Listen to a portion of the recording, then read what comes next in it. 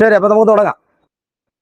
അതിനു മുമ്പ് എന്താണ് ഭരണഘടന എന്നുള്ളത് ഇത്ര പേർക്ക് അറിയാം. ഭരണഘടന എന്താണ് എന്ന് ചോദിച്ചാൽ നമുക്കൊരു ഭരണഘടന എന്ന് പറയുന്ന ഒരു സാധനത്തെ കുറിച്ചൊരു ഐഡിയ വേണമല്ലോ. എന്താണ് ഒരു ഭരണഘടന എന്ന് പറഞ്ഞു കഴിഞ്ഞാൽ?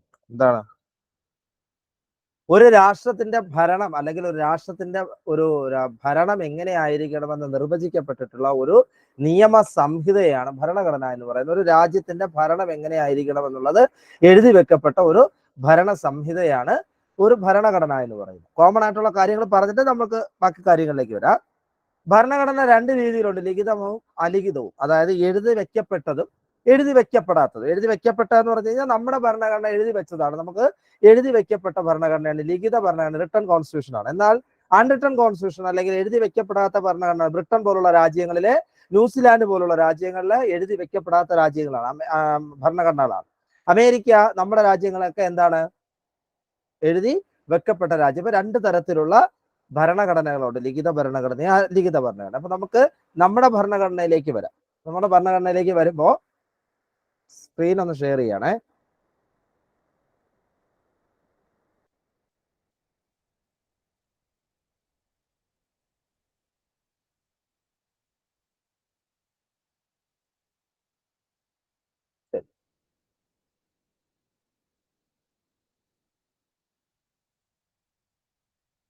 ഇപ്പോ ഏറ്റവും വലിയ അല്ലെങ്കിൽ ഏറ്റവും വലിയ ലിഖിത ഭരണഘടനയുള്ള രാജ്യം ഏതാണ് എന്ന് ചോദിച്ചാൽ നമ്മുടെ രാജ്യമാണ്, ഇന്ത്യയാണ്. അപ്പൊ അങ്ങനെയാണെങ്കിൽ നമുക്ക് അടുത്തൊരു ചോദ്യം വരാം.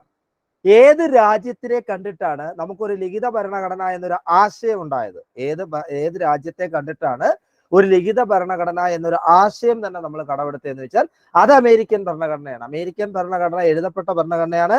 ആ എഴുതി വെക്കപ്പെട്ട ഭരണഘടന കണ്ടിട്ടാണ് ഇന്ത്യക്കും ഒരു ലിഖിത ഭരണഘടന വേണമെന്നൊരു ആവശ്യം എന്ത് ചെയ്തത്, മുമ്പോട്ട് വന്നത്. അപ്പൊ ലോകത്തെ ഏറ്റവും വലിയ ലിഖിത ഭരണഘടനയുള്ള രാജ്യം ഏതാണ് എന്ന് ചോദിച്ചാൽ നമ്മുടെ രാജ്യമാണ്, ഇന്ത്യയാണ്. അതുകൊണ്ട് തന്നെ ഏറ്റവും വലിയ ജനാധിപത്യ രാജ്യം ഏതാണെന്ന് ചോദിച്ചാലും ഇന്ത്യയാണ്. ലോകത്തെ ഏറ്റവും വലിയ ജനാധിപത്യ രാജ്യം എന്ന്, ഇതൊക്കെ അടിസ്ഥാന വിവരങ്ങളാണ്, ഇന്ത്യയാണ്. എന്നാൽ ആധുനിക ജനാധിപത്യത്തിന്റെ രാജ്യം ഏതാണ്, ആധുനിക ജനാധിപത്യത്തിന്റെ നാട് ഏതാണെന്ന് ചോദിച്ചു കഴിഞ്ഞാൽ ബ്രിട്ടനും.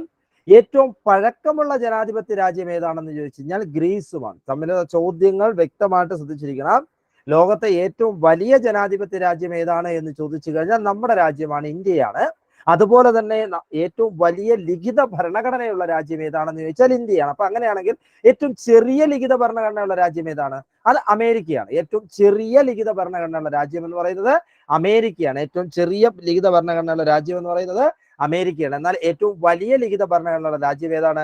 ഇന്ത്യയാണ്. അതുപോലെ തന്നെ ഏറ്റവും വലിയ ജനാധിപത്യ രാജ്യം ഏതാണ് എന്ന് ചോദിച്ചു കഴിഞ്ഞാൽ ഇന്ത്യയാണ്. എന്നാൽ ആധുനിക ജനാധിപത്യത്തിന്റെ നാട് എന്നറിയപ്പെടുന്നത് ഏതാണ്? ബ്രിട്ടനാണ്. ഈ ഒരു കാര്യം കൂടി ഉള്ളത്, എന്റെ ക്ലാസ്സിന്റെ ഒരു കാര്യം, എനിക്കൊരു പ്രത്യേകത, എനിക്കൊരു വളരെ നിർബന്ധമുള്ള ഒരു കാര്യമുണ്ട്. എന്റെ ക്ലാസ് കഴിയുമ്പോൾ ഈ ക്ലാസ്സിലുള്ള സാധനം പഠിച്ചിട്ട് പോകുന്നു, അല്ലാതെ പിന്നീട് എഴുതി വെച്ച് പഠിക്കാൻ വേണ്ടി ഇരിക്കരുത്. അങ്ങനെയാണെങ്കിൽ നമുക്ക് റാങ്ക് വാല്യൂ വെച്ച് പഠിച്ചാൽ മതി. റാങ്ക് വാല്യൂ വാങ്ങിച്ച് വെച്ച് കഴിഞ്ഞാൽ ഉറക്കം വരും എന്നുള്ളതുകൊണ്ടാണ് പലരും ഇവിടെ വന്നിരിക്കുന്നത്. അപ്പം ക്ലാസ്സിനകത്ത് പറയുന്ന കാര്യങ്ങൾ എന്ത് ചെയ്യാം, വ്യക്തമായിട്ട് കേട്ട് തന്നെ ഇരിക്കുക, വ്യക്തമായിട്ട് കേട്ട് തന്നെ ഇരിക്കുക. അതിനകത്ത് എന്താ പറയാ, ഒരു ബുദ്ധിമുട്ട് ആർക്കും ഉണ്ടാവരുത് എന്നുള്ളത് കൊണ്ടാണ് പറയുന്നത്.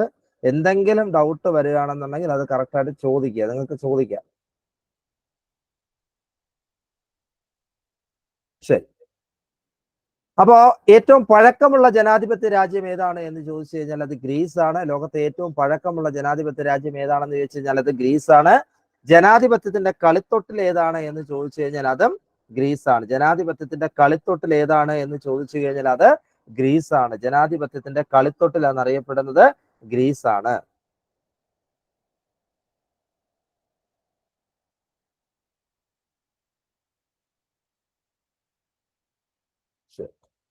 ജനാധിപത്യത്തിന്റെ കളിത്തൊട്ടിൽ ഏതാണ് എന്ന് ചോദിച്ചു കഴിഞ്ഞാൽ അത് ഗ്രീസാണ്. ഇനി ലോകത്തെ ഏറ്റവും വലിയ ലിഖിത ഭരണഘടനയുള്ള രാജ്യം ഇന്ത്യയാണ്. ഏറ്റവും ചെറിയ ലിഖിത ഭരണഘടനയുള്ള രാജ്യം അമേരിക്കയാണ്. ഇനി നമ്മൾ പറയാൻ പോകുന്നത് ഇന്ത്യൻ ഭരണഘടനയെ കുറിച്ചിട്ടാണ്. ഇന്ത്യക്ക് ഒരു ഭരണഘടന വേണമെന്ന് ആവശ്യപ്പെട്ട ആദ്യത്തെ വ്യക്തി ആരാണ് എന്ന് ചോദിച്ചാൽ എം.എൻ. റോയി ആണ്. 1934 ദ ഇന്ത്യൻ പാട്രിയോട്ട് എന്ന് പറയുന്ന പത്രത്തിലൂടെയാണ് അദ്ദേഹം എന്താവശ്യപ്പെട്ടത്, ഇന്ത്യക്ക് ഒരു ഭരണഘടന വേണമെന്ന് ആവശ്യപ്പെട്ടത്. ഇന്ത്യക്കൊരു ഭരണഘടന വേണമെന്ന് ആവശ്യപ്പെട്ടത് ആരാണ് എന്ന് ചോദിച്ചാൽ, ആദ്യമായി ആവശ്യപ്പെട്ട വ്യക്തി ആരാണ് ചോദിച്ചാൽ അത് എം.എൻ. റോയി ആണ്. എം.എൻ. റോയി ആണ് ഇന്ത്യക്ക് ഒരു ഭരണഘടന വേണമെന്ന് ആദ്യമായിട്ട് ആവശ്യപ്പെട്ടത്, ഇന്ത്യക്ക് ഒരു ഭരണഘടന വേണമെന്ന് ആദ്യമായിട്ട് ആവശ്യപ്പെട്ട വ്യക്തി ആരാണ് എന്ന് ചോദിച്ചാൽ അത് ആരാണ്? MN റോയിയാണ്. 1934 ഇന്ത്യൻ പാട്രിയോട്ട് എന്ന് പറയുന്ന ഒരു പത്രത്തിലൂടെയാണ് എന്ത് ചെയ്തത്? അദ്ദേഹം അത് ആവശ്യപ്പെട്ടത്. അദ്ദേഹം ആവശ്യപ്പെട്ടത് ഏത് പത്രത്തിലൂടെയാണ് എന്ന് ചോദിക്കാം. അതെന്താണ്? ഇന്ത്യൻ പാട്രിയോട്ട് എന്ന് പറയുന്ന പത്രത്തിലൂടെ 1934 ആവശ്യപ്പെട്ടത്. ഇനി അടുത്ത നമ്മുടെ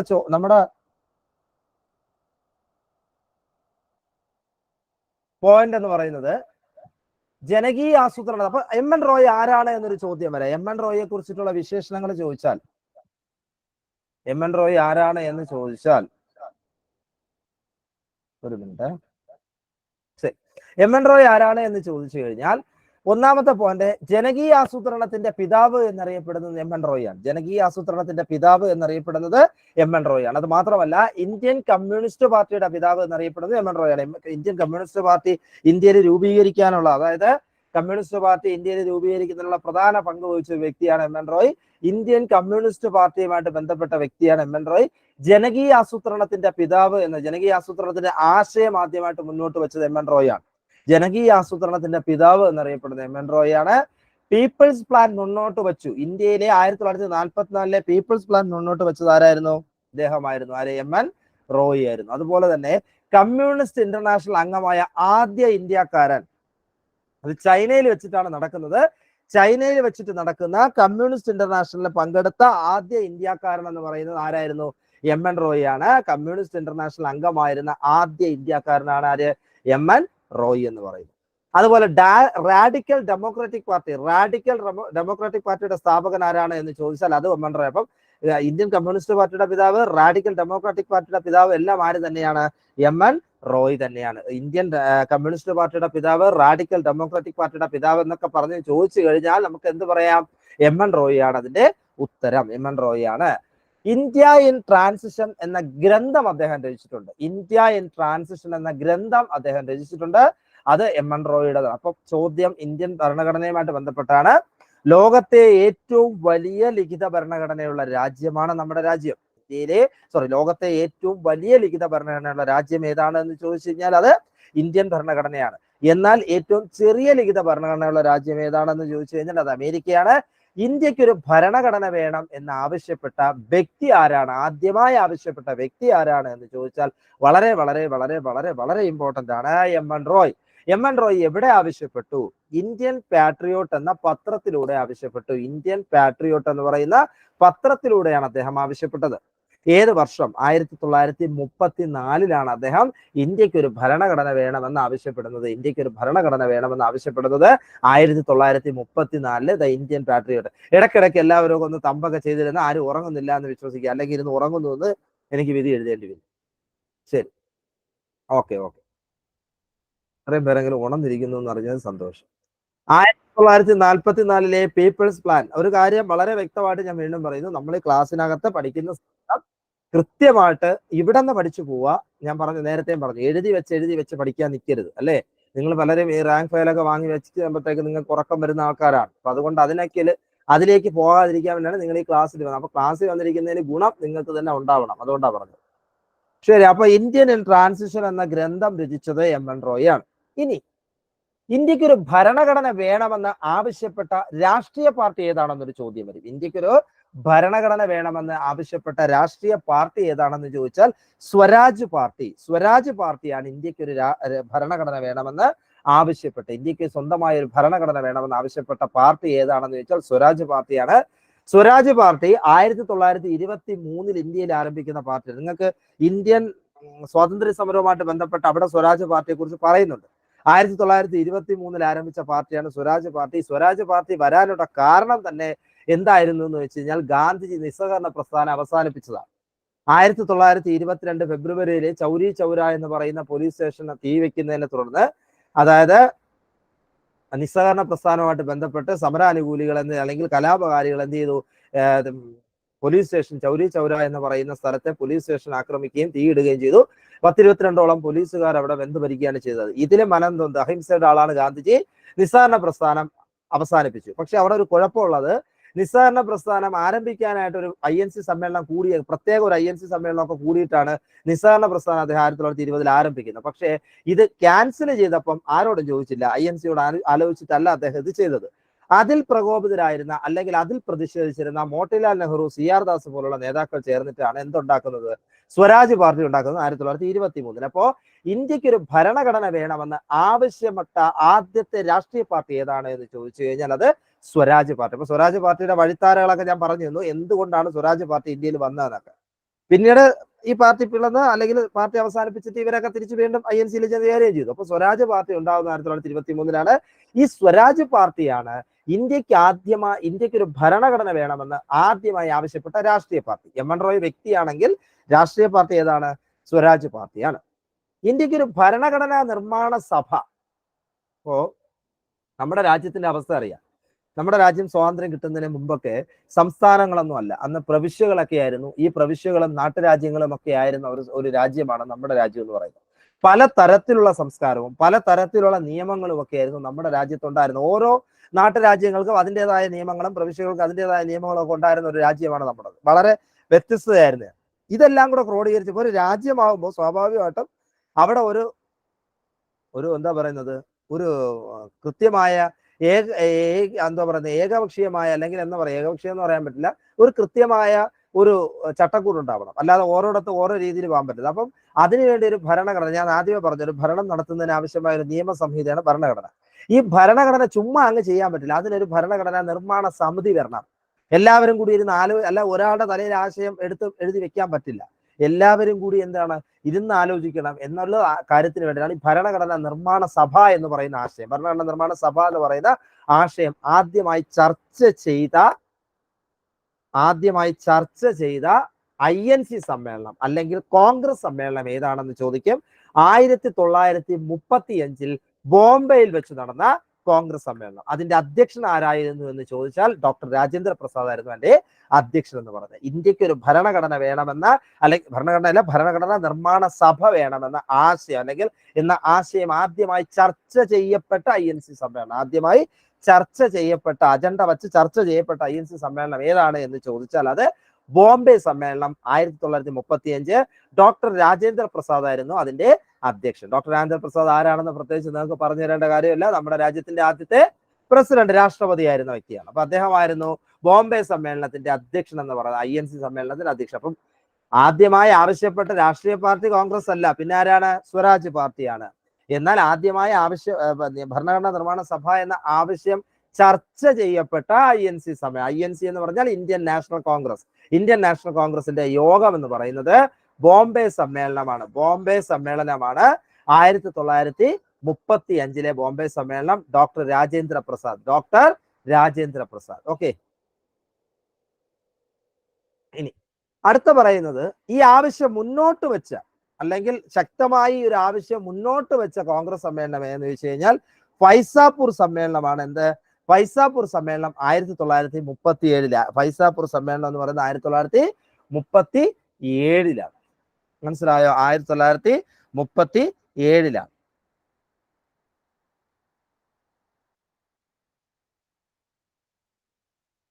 ഇനി ലോകത്ത് തന്നെ, അപ്പൊ നമ്മുടെ രാജ്യത്തിന്റെ ഭരണഘടന പറയുമ്പോൾ ലോകത്ത് തന്നെ ആദ്യമായിട്ട് ഒരു ഭരണഘടന എഴുതി തയ്യാറാക്കിയ രാജ്യം ഏതാന്ന് വെച്ചാൽ 1789 അമേരിക്ക ബ്രിട്ടന്റെ കീഴിലായിരുന്നു. പിന്നീട് അവിടെ ഒരു ഭരണഘടന രൂപീകരിക്കുകയും 1789 എന്താ പറയുക, ജെയിംസ് മാഡിസൺ എന്ന് പറയുന്ന മനുഷ്യൻ, ജെയിംസ് മാഡിസൺ ആണ് അമേരിക്കൻ ഭരണഘടന എഴുതി തയ്യാറാക്കിയത്. നിങ്ങൾ വേൾഡ് ഹിസ്റ്ററി ഒക്കെ പഠിക്കുമ്പോൾ അതിനകത്തുണ്ട് അമേരിക്കൻ ഭരണഘടന എഴുതി തയ്യാറാക്കിയ വ്യക്തി. അല്ലെങ്കിൽ നമുക്ക് BR അംബേദ്കർ പോലെ അവരുടെ ഭരണഘടനാ ശില്പി എന്ന് പറയുന്നത് ജെയിംസ് മാഡിസൺ ആണ്.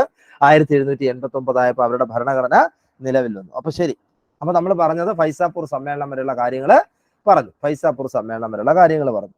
ഇനി നമ്മൾ പറയാൻ പോകുന്നത് ഇതിന്റെ അടുത്ത നാൾ വഴികളാണ്. നാൾ വഴികൾ പറയുമ്പോഴത്തേക്ക് ഈ ഭരണഘടനാ നിർമ്മാണ സഭ എന്ന് പറയുന്ന ഒരു കാര്യത്തിലേക്ക് എത്തിയ ഒരു കുറച്ച് കാര്യങ്ങളുണ്ട്. നോക്കൂ,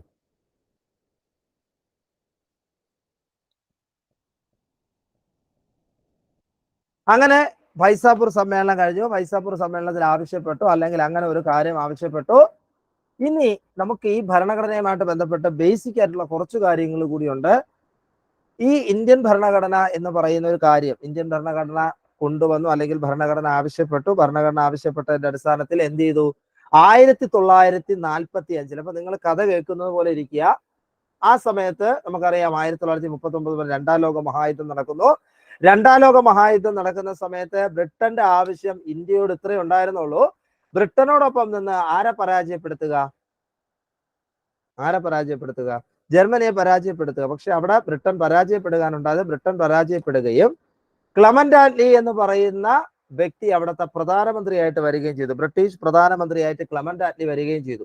ഇദ്ദേഹം നേരത്തെ ഒരു കമ്മീഷനിൽ അംഗമായിരുന്നു. നിങ്ങൾ ഗാന്ധിജിയും സ്വാതന്ത്ര്യ സമരവും പഠിക്കുന്ന സമയത്ത് പഠിക്കുന്നുണ്ട്.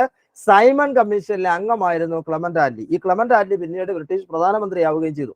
അങ്ങനെ 1945 രണ്ടാം ലോക മഹായുദ്ധമൊക്കെ കഴിഞ്ഞപ്പോഴത്തേക്കും എന്ത് ചെയ്തു? ഇന്ത്യക്ക് സ്വാതന്ത്ര്യം എന്ന് പറയുന്ന ഒരു അവസ്ഥയിലേക്ക് വന്നു. പക്ഷെ ഇന്ത്യക്ക് സ്വാതന്ത്ര്യം, ഇത് നിങ്ങൾ കേട്ടിരിക്കുക, കഥ പോലെ കേട്ടിരിക്കുക, പോയിന്റ് വരുന്നതേ ഉള്ളൂ. അപ്പൊ സ്വാതന്ത്ര്യം കൊടുക്കുക എന്ന് പറഞ്ഞാൽ ഞാൻ പറഞ്ഞല്ലോ 150 നാട്ടുരാജ്യങ്ങളും അതുപോലെ പ്രവിശ്യകളും ഇങ്ങനെ അവിടെ കുറെ നിയമങ്ങളും ഇവിടെ കുറെ നിയമങ്ങൾ വന്നിട്ട് ഇങ്ങനെ സ്വാതന്ത്ര്യം കൊടുത്തു കഴിഞ്ഞാൽ ഇത് ശരിയാവില്ല എന്ന് തോന്നി ബ്രിട്ടീഷ് ഗവൺമെന്റ് എന്ത് ചെയ്തു എന്ന് പറഞ്ഞാൽ ഇന്ത്യക്ക് ഒരു ഭരണഘടന വേണമെന്നൊരു ആശയം അവർക്ക് തന്നെ തോന്നി. ഇന്ത്യക്ക് ഒരു ഭരണഘടനാ നിർമ്മാണ സമിതി എന്ന് പറയുന്ന ആശയത്തിന് വേണ്ടിയിട്ട് ഇന്ത്യയിലേക്ക് ക്യാബിനറ്റ് മിഷൻ എന്ന് പറയുന്ന ഒരു മിഷൻ, ഒരു ടീമിനെ ഇങ്ങോട്ട് അയക്കുന്നു. ക്യാബിനറ്റ് മിഷനെ ഇന്ത്യയിലേക്ക് അയക്കുന്നു. ക്യാബിനറ്റ് മിഷൻ ഇന്ത്യയിലേക്ക് വരികയാണ്. ക്യാബിനറ്റ് മിഷൻ എന്ന് പറയുമ്പോഴത്തേക്ക് എന്തിനു വേണ്ടിയിട്ട് വന്നു എന്ന് വെച്ച് കഴിഞ്ഞാൽ ഇന്ത്യക്ക് ഒരു ഭരണഘടന വേണമെന്നോ അല്ലെങ്കിൽ ഇന്ത്യക്ക് ഭരണഘടന നിർമ്മാണ സമിതി എന്ന് പറയുന്ന ഒരു ചർച്ച നടത്തുന്നതിന് വേണ്ടിയിട്ട് എന്ത് ചെയ്തു? ആര് വന്നു? ക്യാബിനറ്റ് മിഷൻ ഇന്ത്യയിൽ വന്നു. ഓക്കെ, നിങ്ങൾക്ക് കേൾക്കുന്നുണ്ടോ കൃത്യമായിട്ട്? സൗണ്ട് ബ്രേക്ക് വല്ലതും ഉണ്ടെങ്കിൽ പറയണേ. കാരണം ചിലപ്പോൾ എന്തെങ്കിലും വൈഫൈയുടെ പ്രശ്നം കൊണ്ട് സൗണ്ട് ബ്രേക്ക് വരാൻ സാധ്യതയുണ്ട്. കാരണം ഇവിടെ നിന്ന് രാവിലെ മുതൽ വൈഫൈ പ്രശ്നമാണ്. വൈഫൈ കട്ടായി വന്നുകൊണ്ടിരിക്കുകയാണ്. അതുകൊണ്ടാണ് ഞാൻ ചോദിക്കുന്നത് ഇടയ്ക്കിടയ്ക്ക്. എന്തെങ്കിലും ബുദ്ധിമുട്ടുണ്ടെങ്കിൽ പറയണം.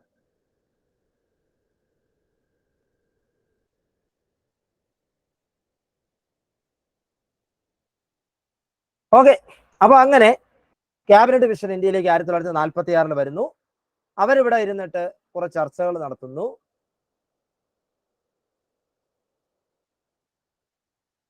ചർച്ചകൾ നടത്തുന്നതിന്റെ അടിസ്ഥാനത്തില് ഇന്ത്യക്ക് ഒരു ഭരണഘടനാ നിർമ്മാണ സഭ അല്ലെങ്കിൽ ഭരണഘടനാ നിർമ്മാണ സമിതി എന്ന് പറയുന്ന ഒരു ആശയം മുന്നോട്ട് വെക്കുക. അതിനുവേണ്ടി തെരഞ്ഞെടുപ്പ് നടത്തുകയും ചെയ്തു. ഇതുവരെ പഠിപ്പിച്ച പോയിന്റ് എല്ലാവർക്കും മനസ്സിലായി? ഇതുവരെ പറഞ്ഞ പോയിന്റ് എന്തെങ്കിലും മറന്നു പോയിട്ടുണ്ടോ? ഇന്ത്യക്ക് ഒരു ഭരണഘടന വേണമെന്ന് ആവശ്യപ്പെട്ട വ്യക്തി, പാർട്ടി, INC സംസ്ഥാനങ്ങൾ, ഇതെല്ലാം പറഞ്ഞിട്ടുണ്ട്. ഓക്കെ, അപ്പൊ ഇനി നമ്മൾ പറയുന്നത് ഭരണഘടന രൂപീകരിച്ചതുമായിട്ട് ബന്ധപ്പെട്ടതാണ്. ഭരണഘടന രൂപീകരിക്കുന്നതുമായിട്ട് ബന്ധപ്പെട്ട് ക്യാബിനറ്റ് മിഷൻ ഇന്ത്യയിലേക്ക് വിട്ട ബ്രിട്ടീഷ് പ്രധാനമന്ത്രി ആരെന്ന് ചോദിക്കും. വളരെ ഇമ്പോർട്ടന്റ് ആണ്. Clement Attlee. Clement Attlee British പ്രധാനമന്ത്രി ആയിരുന്ന സമയത്താണ് അദ്ദേഹം എന്ത് ചെയ്തത്? ഇന്ത്യയിലേക്ക് ആരെ പറഞ്ഞു വിടുന്നത്? ക്യാബിനറ്റ് മിഷൻ ഇന്ത്യയിലേക്ക് പറഞ്ഞു വിടുന്നത്. ക്യാബിനറ്റ് മിഷൻ ഇന്ത്യയിൽ വന്നിട്ട് എന്ത് ചെയ്തു? അവര് യോഗം കൂടിയിട്ട് നിങ്ങൾ അല്ലെങ്കിൽ എന്താ പറയാ, ഒരു ഭരണഘടനാ നിർമ്മാണ സഭ വേണം, ഭരണഘടനാ നിർമ്മാണ സഭ വേണമെന്നൊരു ആവശ്യം അവരിവിടെ പറയുകയും അതിന്റെ അടിസ്ഥാനത്തിൽ ഭരണഘടനാ നിർമ്മാണ സഭയിലേക്ക് തെരഞ്ഞെടുപ്പ് നടക്കുകയും ചെയ്തു. അതിന്റെ അടിസ്ഥാനത്തിൽ 1946 ഭരണഘടനാ നിർമ്മാണ സമിതി നിലവിൽ വന്നു. 1946 ഭരണഘടനാ നിർമ്മാണ സമിതി നിലവിൽ വന്നു. ഭരണഘടനാ നിർമ്മാണ സമിതി നിലവിൽ വന്നു 1946. ശരി, 1946 ഭരണഘടനാ നിർമ്മാണ സമിതി നിലവിൽ വന്നു. അങ്ങനെ സഭയുടെ ആദ്യത്തെ സമ്മേളനം വളരെ ഇമ്പോർട്ടന്റ് ആണ്. 1946 ഡിസംബർ 9 തീയതി 1946 ഡിസംബർ 9 തീയതി ഇവിടെ വെച്ച് ഡൽഹിയിൽ വെച്ച് ആദ്യത്തെ യോഗം കൂടുകയാണ്. ഭരണഘടനാ നിർമ്മാണ സമിതിയുടെ ആദ്യത്തെ യോഗം എന്ന് പറയുന്നത് 1946 ഡിസംബർ 9. 1946 ഡിസംബർ 6 തീയതി നിലവിൽ വന്നു. പക്ഷെ അവരുടെ ആദ്യ യോഗം കൂടുന്നത് 1946 ഡിസംബർ 9 തീയതി അവർ യോഗം കൂടിയിട്ട് ഒരു യോഗം ആകുമ്പോൾ അതിനൊരു അധ്യക്ഷൻ വേണം, ഒരു താൽക്കാലിക അധ്യക്ഷൻ. നമുക്കറിയാം നമ്മുടെ നിയമസഭയിലേക്കുള്ള ഒരു പ്രത്യേകതയുണ്ട്. നമുക്കൊരു MLA-മാരെ നമ്മളെ തെരഞ്ഞെടുത്ത് വിടുമ്പോൾ അവർ ആദ്യമായിട്ട് നിയമസഭ കൂടുമ്പോഴത്തേക്ക് MLA-മാരുടെ സത്യപ്രതിജ്ഞയ്ക്ക് മുമ്പ് അവിടെ ഒരു ആളിനെ പിടിച്ച് പ്രോടൈം സ്പീക്കർ ആയിട്ടിരിക്കും. നിങ്ങൾ കേട്ടിട്ടുണ്ടോ എന്നറിയില്ല. പ്രോടൈം സ്പീക്കർ എന്ന് പറഞ്ഞു കഴിഞ്ഞാൽ സ്ഥിരമായിട്ടൊരു സ്പീക്കർ വരുന്നത് വരെ സഭ നിയന്ത്രിക്കുന്ന അദ്ദേഹമായിരിക്കും. സഭ നിയന്ത്രിക്കാൻ വേണ്ടിയിട്ട് ഒരു വ്യക്തി. അതുപോലെ ഇവിടെ അങ്ങനെ ആലോചിക്കുക, ഒരു താൽക്കാലിക ഒരു അധ്യക്ഷൻ, പ്രോട്ടം സ്പീക്കറിന്റെ ജോലി എന്ന് പറഞ്ഞാൽ താൽക്കാലിക അധ്യക്ഷൻ തന്നെയാണ്. അദ്ദേഹത്തിന് അവിടെ പിടിച്ചിരുത്തിയിട്ടുണ്ടാവും. അതായത് ഈ MLA-മാരിൽ ഒരാളാണ് ഈ പ്രോട്ടം സ്പീക്കർ എന്ന് പറയുന്നത്. അതിന് ശേഷമാണ് എന്താ പറയുന്നത്, ഔദ്യോഗികമായിട്ട് സ്പീക്കർ തെരഞ്ഞെടുപ്പ് നടക്കുകയും അതിൽ വിജയിക്കുന്ന വ്യക്തിയെ സ്പീക്കറായിട്ട് നിയമസഭകളിൽ കൊണ്ടിരുത്തുകയോ ചെയ്യും നമ്മൾ പറഞ്ഞിട്ടുണ്ട്, കേട്ടിട്ടുള്ളതാണ്. അതുപോലെ ഇവിടെ ആലോചിക്കുക, ഇവിടെ ഒരു യോഗം കൂടി, അപ്പൊ ഒരു അധ്യക്ഷൻ വേണമല്ലോ. അപ്പൊ ഈ അധ്യക്ഷൻ എന്ന് പറയുന്ന വ്യക്തി അപ്പം 1946 ഡിസംബർ 9 എന്ത് ചെയ്തു? 1946 ഡിസംബർ 9 ഒരു ഭരണഘടനാ നിർമ്മാണ സമിതിയുടെ ആദ്യ യോഗം കൂടിയപ്പോൾ അതിന്റെ അധ്യക്ഷൻ ആരായിരുന്നു എന്ന് വെച്ചാൽ അതിൽ ഏറ്റവും മൂത്തൊരു മനുഷ്യനുണ്ടായിരുന്നു, നല്ല പ്രായമൊക്കെ ഉള്ള ഒരു മനുഷ്യനുണ്ടായിരുന്നു. അദ്ദേഹത്തിന്റെ പേരാണ് ഡോക്ടർ സച്ചിദാനന്ദ സിൻഹ. ഡോക്ടർ സച്ചിദാനന്ദ സിൻഹ എന്ത് ചെയ്തു? അതിന്റെ അധ്യക്ഷനായി, ആദ്യത്തെ താൽക്കാലിക അധ്യക്ഷനായിട്ട് നിയമിച്ചു. 1946 ഡിസംബർ 9 ആദ്യമായി യോഗം കൂടിയപ്പോൾ എന്ത് ചെയ്തു? താൽക്കാലിക അധ്യക്ഷനായിട്ട് നിയമിച്ചു. താൽക്കാലിക അധ്യക്ഷനായിട്ട് നിയമിച്ചു. അതിനുശേഷം ആ യോഗത്തിൽ വേറെ സംഭവിച്ചൊന്നുമില്ല. 207ഓളം പേര്, എത്ര പേര് ആദ്യത്തെ സമ്മേളനത്തിൽ പങ്കെടുത്തു എന്ന് പരീക്ഷയ്ക്ക് ചോദിച്ചിട്ടുണ്ട്. 207 പേര് പങ്കെടുത്തു. മൊത്തം 207 പേര് ഭരണഘടനാ നിർമ്മാണ സമിതിയുടെ ആദ്യ യോഗത്തിൽ എവിടെ വെച്ച്? ഡൽഹിയിൽ വെച്ച്. ഏതാ ഡേറ്റ്? 1946 ഡിസംബർ 9. 1946 ഡിസംബർ 9 ആ സമ്മേളനത്തിന്റെ അതിന്റെ അധ്യക്ഷൻ ആരായിരുന്നു എന്ന് ചോദിച്ചാൽ ഡോക്ടർ സച്ചിദാനന്ദ സിൻഹ. ഡോക്ടർ സച്ചിദാനന്ദ സിൻഹ. ഓക്കെ, ഇനി ഉള്ള പ്രത്യേകത എന്ന് പറഞ്ഞു കഴിഞ്ഞാൽ നമ്മളെ ഇതിനകത്ത് ഈ യോഗത്തിൽ പങ്കെടുക്കുക അല്ലെങ്കിൽ ഭരണഘടനാ നിർമ്മാണ സമിതിയിലെ മലയാളികളായ അല്ലെങ്കിൽ എന്താ പറയുന്നത് മലയാളികളായ വനിതകൾ എത്ര പേരുണ്ട്? മലയാളി വനിതകൾ എത്ര പേരുണ്ടായിരുന്നു എന്ന് ചോദിക്കും. മലയാളി വനിതകളായിട്ട് ഉണ്ടായിരുന്നത് 3 പേരാണ്. മലയാളികളായ വനിതകൾ എത്ര പേരുണ്ടായിരുന്നു എന്ന് ചോദിച്ചാൽ 3 പേരാണ്. വളരെ ഇമ്പോർട്ടന്റ് ആണ്. ആരൊക്കെയാണ് എന്ന് ചോദിച്ചാൽ Annie Mascarene, Ammu Swaminathan, Dakshayani Velayudhan. Annie Mascarene, Ammu Swaminathan, Dakshayani Velayudhan. Dakshayani Velayudhan, Annie Mascarene, Ammu Swaminathan.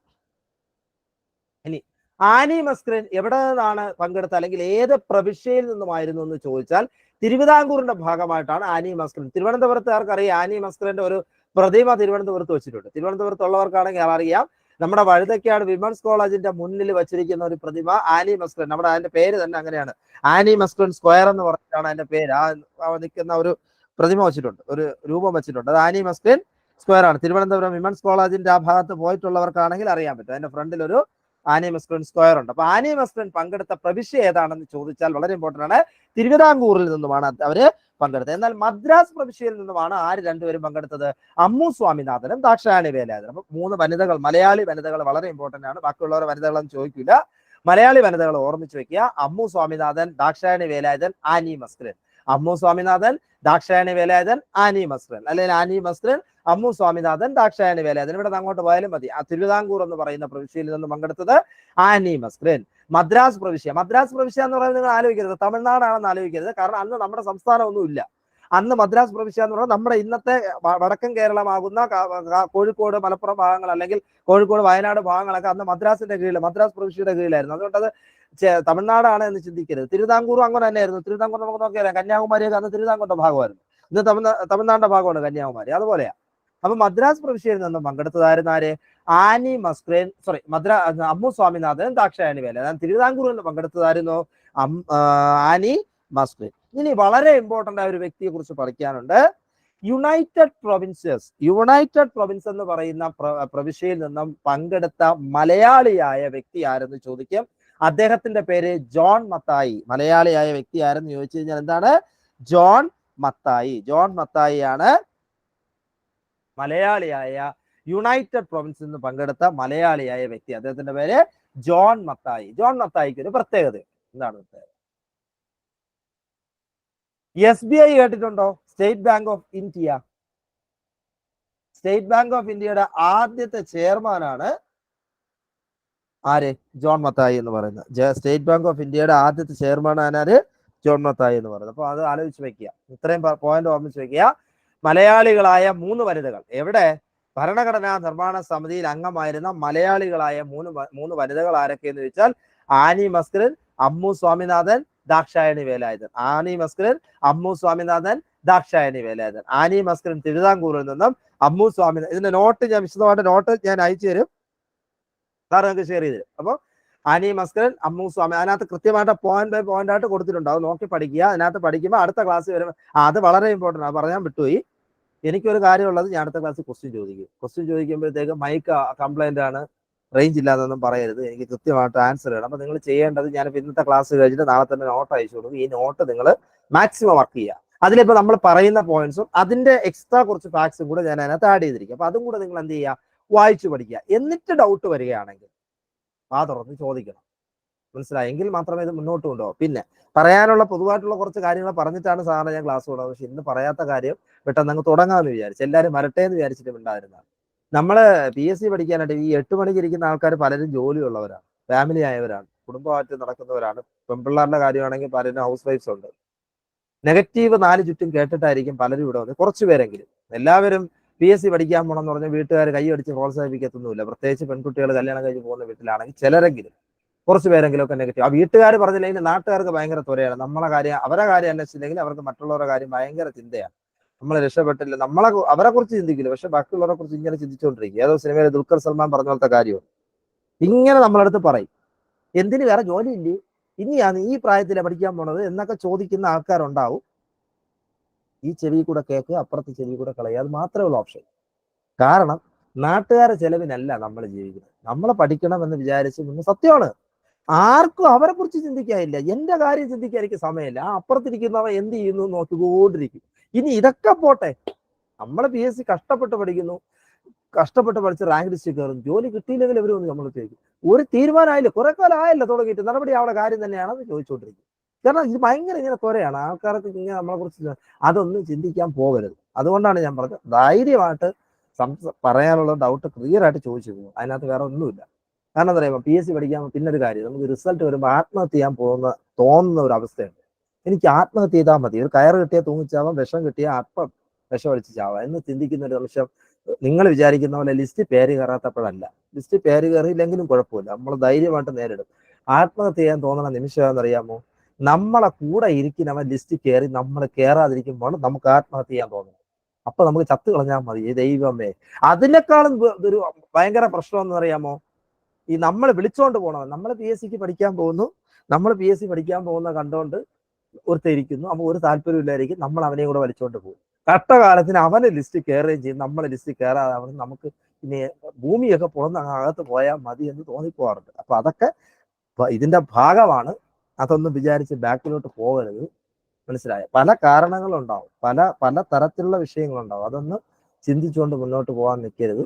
നമ്മൾ മുന്നോട്ട് വെച്ച കാലം മുന്നോട്ട് നിറങ്ങാതെ നമ്മൾ വർക്ക് ചെയ്യുക. വർക്ക് ചെയ്താൽ കിട്ടും, വർക്ക് ചെയ്യാതെ കിട്ടത്തൊന്നുമില്ല, വർക്ക് ചെയ്താൽ കിട്ടും. അതുകൊണ്ട് ധൈര്യമായിട്ട് എന്ത് കാര്യവും നിങ്ങൾക്ക് എന്ത്. ഞാൻ പറഞ്ഞല്ലോ, നമ്മുടെ ക്ലാസ് എന്ന് പറയുന്നത് ഇന്ററാക്ഷൻ ആണ്. ക്ലാസ് എന്നതിനേക്കാൾ ഭംഗി എനിക്ക് പറയുന്ന ഇന്ററാക്ഷൻ ആണ്. എനിക്ക് അറിയാവുന്ന കാര്യങ്ങൾ ഞാൻ നിങ്ങളടുത്ത് പറഞ്ഞു, നിങ്ങൾക്ക് ഡൗട്ടുള്ള കാര്യങ്ങൾ എനിക്ക് എൻ്റെ അടുത്ത് ചോദിക്കുന്നു. ക്ലിയർ ചെയ്യാൻ കഴിയുന്ന ക്ലാസ്സിൽ തന്നെ ക്ലിയർ ചെയ്യും, അല്ലാത്താണെങ്കിൽ അടുത്ത ക്ലാസ് ക്ലിയർ ചെയ്ത് പോകും. നോട്ട്സ് മാക്സിമം തരും, അതിൻ്റെ എക്സ്ട്രാ ഫാക്ട്സ് കാണും. ഇത് പഠിച്ചാൽ മതി നിങ്ങൾക്ക് മാക്സിമം. ഞാൻ എടുക്കുന്ന ടോപ്പിക് നിങ്ങൾക്ക് തലയിലോട്ട് കയറും. പരീക്ഷയ്ക്ക് മാക്സിമം. പിന്നെ ഒരു കാര്യം, വാരി വലിച്ചിട്ട് പഠിപ്പിച്ചിട്ട് കാര്യമില്ല. വാരി വലിച്ചിട്ട് നമ്മൾ അതും ഇതും എല്ലാം കൂടെ ഇട്ട് പഠിച്ചു കഴിഞ്ഞാൽ ഒരിടത്തും എത്തത്തില്ല. അതുകൊണ്ടാണ് എല്ലാം കൂടെ വാരി വലിച്ചത്. ആവശ്യമുള്ള സാധനം മതി, നമുക്ക് പരീക്ഷയ്ക്ക് വരുന്ന സാധനം പഠിച്ചു പോവുക. കാരണം നമുക്ക് സമയമില്ല, നമുക്ക് ഇത്രയും സാധനം കിടക്കുക പഠിക്കാൻ. ഓക്കെ, അപ്പൊ ശരി. അപ്പോൾ ഞാൻ പറഞ്ഞു വന്ന 3 സ്ത്രീകളുടെ പേര് ഇതിന്റെ ഇടയ്ക്ക് ഞാൻ സംസാരിക്കും, അപ്പോഴും മറ്റത് പോവരുത്. 3 സ്ത്രീകൾ ആരൊക്കെയാണ്? Annie muslin, Ammu Swaminathan, Dakshayani Velayudhan. Annie muslin തിരുവിതാംകൂറിൽ നിന്ന്, മദ്രാസ് പ്രവിശ്യയിൽ നിന്ന്. യുണൈറ്റഡ് പ്രൊവിൻസിൽ നിന്ന് പങ്കെടുത്ത മലയാളി ആരെന്ന് ചോദിച്ചാൽ ജോൺ മത്തായി. യുണൈറ്റഡ് പ്രൊവിൻസിൽ നിന്ന് പങ്കെടുത്ത മലയാളി ആരെന്ന് ചോദിച്ചു കഴിഞ്ഞാൽ ജോൺ മത്തായി. ഭരണഘടനാ നിർമ്മാണ സമിതി ഞാൻ പറഞ്ഞല്ലോ 1946 ഡിസംബർ 6 നിലവിൽ വന്നു. ഈ സമയത്ത്, അല്ലെങ്കിൽ അത് രൂപീകരിക്കുന്ന സമയത്ത് മൊത്തം അംഗങ്ങളുടെ എണ്ണം എന്ന് പറയുന്നത് 389. ഇമ്പോർട്ടന്റ് ആണ്, 389 അംഗങ്ങൾ ഉണ്ടായിരുന്നു. അതായത് ഭരണഘടനാ നിർമ്മാണ സമിതി രൂപീകരിക്കുന്ന സമയത്ത് ആദ്യമായിട്ട് അതിൽ എത്ര പേരുണ്ടായിരുന്നു? 389 അംഗങ്ങൾ. 389 അംഗങ്ങൾ ഉണ്ടായിരുന്നു. ഇനി ബ്രിട്ടീഷ് ഇന്ത്യ, അല്ലെങ്കിൽ ബ്രിട്ടീഷ് ഇന്ത്യ പ്രവിശ്യകളിൽ നിന്ന്, ബ്രിട്ടീഷ് ഇന്ത്യയുടെ പ്രവിശ്യയിൽ നിന്ന് എത്ര പേരെന്ന് വെച്ചാൽ 292 പേര്. നാട്ടുരാജ്യങ്ങളിൽ നിന്നും 93 പേര്. 292 പേര് ബ്രിട്ടീഷ് ഇന്ത്യയുടെ ഭാഗത്ത് നിന്നും, നാട്ടുരാജ്യങ്ങളിൽ നിന്നും 93 പേര്. ഓക്കെ, മനസ്സിലായല്ലോ? എന്നാൽ സ്വാതന്ത്ര്യം കിട്ടി. അപ്പൊ 1946 ഞാൻ പറഞ്ഞല്ലോ ഭരണഘടനാ നിർമ്മാണ സമിതി നിലവിൽ വന്നു. ഭരണഘടനാ നിർമ്മാണ സമിതി നിലവിൽ വന്നപ്പോൾ 389 പേരായി. എന്നാൽ സ്വാതന്ത്ര്യം കിട്ടി കഴിഞ്ഞപ്പോൾ, സ്വാതന്ത്ര്യം കഴിഞ്ഞതിന് ശേഷം സ്വതന്ത്ര ഇന്ത്യ ആയപ്പോൾ അത് എത്രയായി മാറി? 299 ആയി. 299 എന്തുകൊണ്ടാണ് 299 നമുക്കറിയാം. രാജ്യം വിഭജിച്ചു, രണ്ടാക്കിയപ്പോഴത്തേക്കും കുറെ പേര് എന്ത് ചെയ്തു? അങ്ങോട്ട് മാറി. പാകിസ്ഥാനാക്കിയപ്പോഴത്തേക്ക് അങ്ങോട്ട് മാറി. അപ്പോഴേക്കും നമ്മുടെ അംഗസംഖ്യ അല്ലെങ്കിൽ ഭരണഘടനാ നിർമ്മാണ സമിതിയിലെ അംഗസംഖ്യ എത്രയായി 299. അപ്പൊ ഇതാണ് മെയിനായിട്ട് പഠിക്കേണ്ട പോയിന്റ്സ്. ഭരണഘടനാ നിർമ്മാണ സമിതി നിലവിൽ വന്നത് 1946. എന്തിന്റെ അടിസ്ഥാനത്തിൽ? ക്യാബിനറ്റ് മിഷൻ റിപ്പോർട്ടിന്റെ അടിസ്ഥാനത്തിൽ. ക്യാബിനറ്റ് മിഷനെ ഇന്ത്യയിലേക്ക് വിട്ടതാര്? ക്ലമന്റ് ആറ്റ്ലി എന്ന് പറയുന്ന പ്രധാനമന്ത്രി. ഇന്ത്യയിലേക്ക് ക്യാബിനറ്റ് മിഷൻ വരുമ്പോൾ ബ്രിട്ടീഷ് പ്രധാനമന്ത്രി ആര് എന്ന് ചോദിച്ചാൽ ക്ലമന്റ് ആറ്റ്ലിയാണ്. ഓക്കെ, ക്ലമന്റ് ആറ്റ്ലി വന്നപ്പോഴേക്ക് തന്നെ എന്തായി? ഇന്ത്യക്ക് സ്വാതന്ത്ര്യ പ്രഖ്യാപനം എന്ന് പറയുന്ന രീതിയിലേക്ക് വന്നു. മനസ്സിലായി? ഇന്ത്യക്ക് സ്വാതന്ത്ര്യ പ്രഖ്യാപനം എന്ന് പറയുന്ന രീതിയിലേക്ക് വന്നു. അതിനുശേഷം അദ്ദേഹം ക്യാബിനറ്റ് മിഷനെ ഇന്ത്യയിലേക്ക് വിടുകയും ഭരണഘടനാ നിർമ്മാണ സമിതിയുമായി ബന്ധപ്പെട്ടൊരു ചർച്ച നടത്തുകയും ഭരണഘടനാ നിർമ്മാണ സമിതിയിലേക്ക് തെരഞ്ഞെടുപ്പ് നടക്കുകയും ഭരണഘടനാ നിർമ്മാണ സമിതി രൂപീകരിക്കുകയും 1946 ഭരണഘടനാ നിർമ്മാണ സമിതി രൂപീകരിക്കുകയും ചെയ്തു. എത്ര അംഗങ്ങളെ വെച്ച്? 389 അംഗങ്ങളെ വെച്ച്. 389 അംഗങ്ങളെ. അതിൽ ബ്രിട്ടീഷ് ഇന്ത്യയുടെ ഭാഗത്ത് നിന്നും 292 പേരും പ്രവിശ്യകളിൽ നിന്നും അല്ലെങ്കിൽ നാട്ടുരാജ്യങ്ങളിൽ നിന്നും എത്ര പേരും? 93 പേര്. നാട്ടുരാജ്യങ്ങളിൽ നിന്നും 93 പേര്. അങ്ങനെ 389 പേര്. എന്നാൽ സ്വതന്ത്ര ഇന്ത്യ ആയപ്പോൾ, ഇന്ത്യക്ക് സ്വാതന്ത്ര്യം കിട്ടിക്കഴിഞ്ഞപ്പോൾ ആ അംഗങ്ങളുടെ എണ്ണം 299 പേരായി. 299 എന്തുകൊണ്ട് വന്നു എന്നുള്ള കഥയൊക്കെ ഞാൻ പറഞ്ഞു. എന്തുകൊണ്ട് അങ്ങോട്ട് മാറി. അപ്പൊ നിങ്ങൾക്ക് ഇന്ത്യൻ ഭരണഘടന പഠിക്കുമ്പോൾ അതിന്റെ സവിശേഷതകൾ കഴിഞ്ഞിട്ടാണ് ഇപ്പുറത്ത് എന്ത് വരുന്നത്? ആമുഖം, ഫണ്ടമെന്റൽ റൈറ്റ്സ് ഒക്കെ വരുന്നത്. അപ്പൊ ആദ്യത്തെ ഈ സവിശേഷത പഠിച്ചു പോയാലേ അങ്ങോട്ട് പറഞ്ഞിട്ട് കാര്യമുള്ളൂ. അപ്പോ ശരി,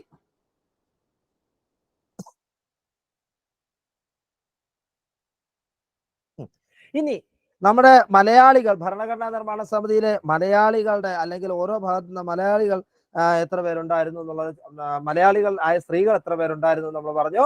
ആനി മസ്കരൻ, അമ്മു സ്വാമിനാഥൻ, ദാക്ഷായണി വേലായുധൻ, 3 പേര്. അതുപോലെ തന്നെ യുണൈറ്റഡ് പ്രൊവിൻസിൽ നിന്ന് വന്ന വ്യക്തി ആരായിരുന്നു? മലയാളി ആരായിരുന്നു എന്ന് വെച്ചാൽ കേരളത്തിൽ നിന്നല്ല, അല്ലെങ്കിൽ നമ്മുടെ പ്രവിശ്യയെന്നോ നമ്മുടെ രാജ്യത്തു നിന്നല്ല, യുണൈറ്റഡ് പ്രൊവിൻസിൽ നിന്നാണ്. ആ ഭാഗത്ത് നിന്ന്, അല്ലെങ്കിൽ യുണൈറ്റഡ് പ്രൊവിൻസിൽ നിന്ന് വന്നു കഴിഞ്ഞാൽ, യുണൈറ്റഡ് പ്രൊവിൻസ് എന്ന് പറഞ്ഞാൽ നമ്മുടെ ഇപ്പോഴത്തെ ഉത്തർപ്രദേശ് ഭാഗങ്ങൾ, ആ ഭാഗങ്ങളിൽ നിന്ന് ആണ് യുണൈറ്റഡ് പ്രൊവിൻസ് എന്ന് പറഞ്ഞാൽ. ആ ഭാഗത്ത് നിന്ന് വന്ന വ്യക്തി ആരാണ്? മലയാളി ആരാണെന്ന് ചോദിച്ചാൽ ജോൺ മത്തായി. ജോൺ മത്തായിയുടെ പ്രത്യേകത ഞാൻ പറഞ്ഞു. SBIയുടെ ആദ്യത്തെ ചെയർമാനാണ് അദ്ദേഹം. നിങ്ങൾ എടുത്ത് നോക്കിയാൽ അറിയാം, SBIയുടെ ആദ്യത്തെ ചെയർമാനാണ് അദ്ദേഹം. അപ്പൊ അത് കഴിഞ്ഞു.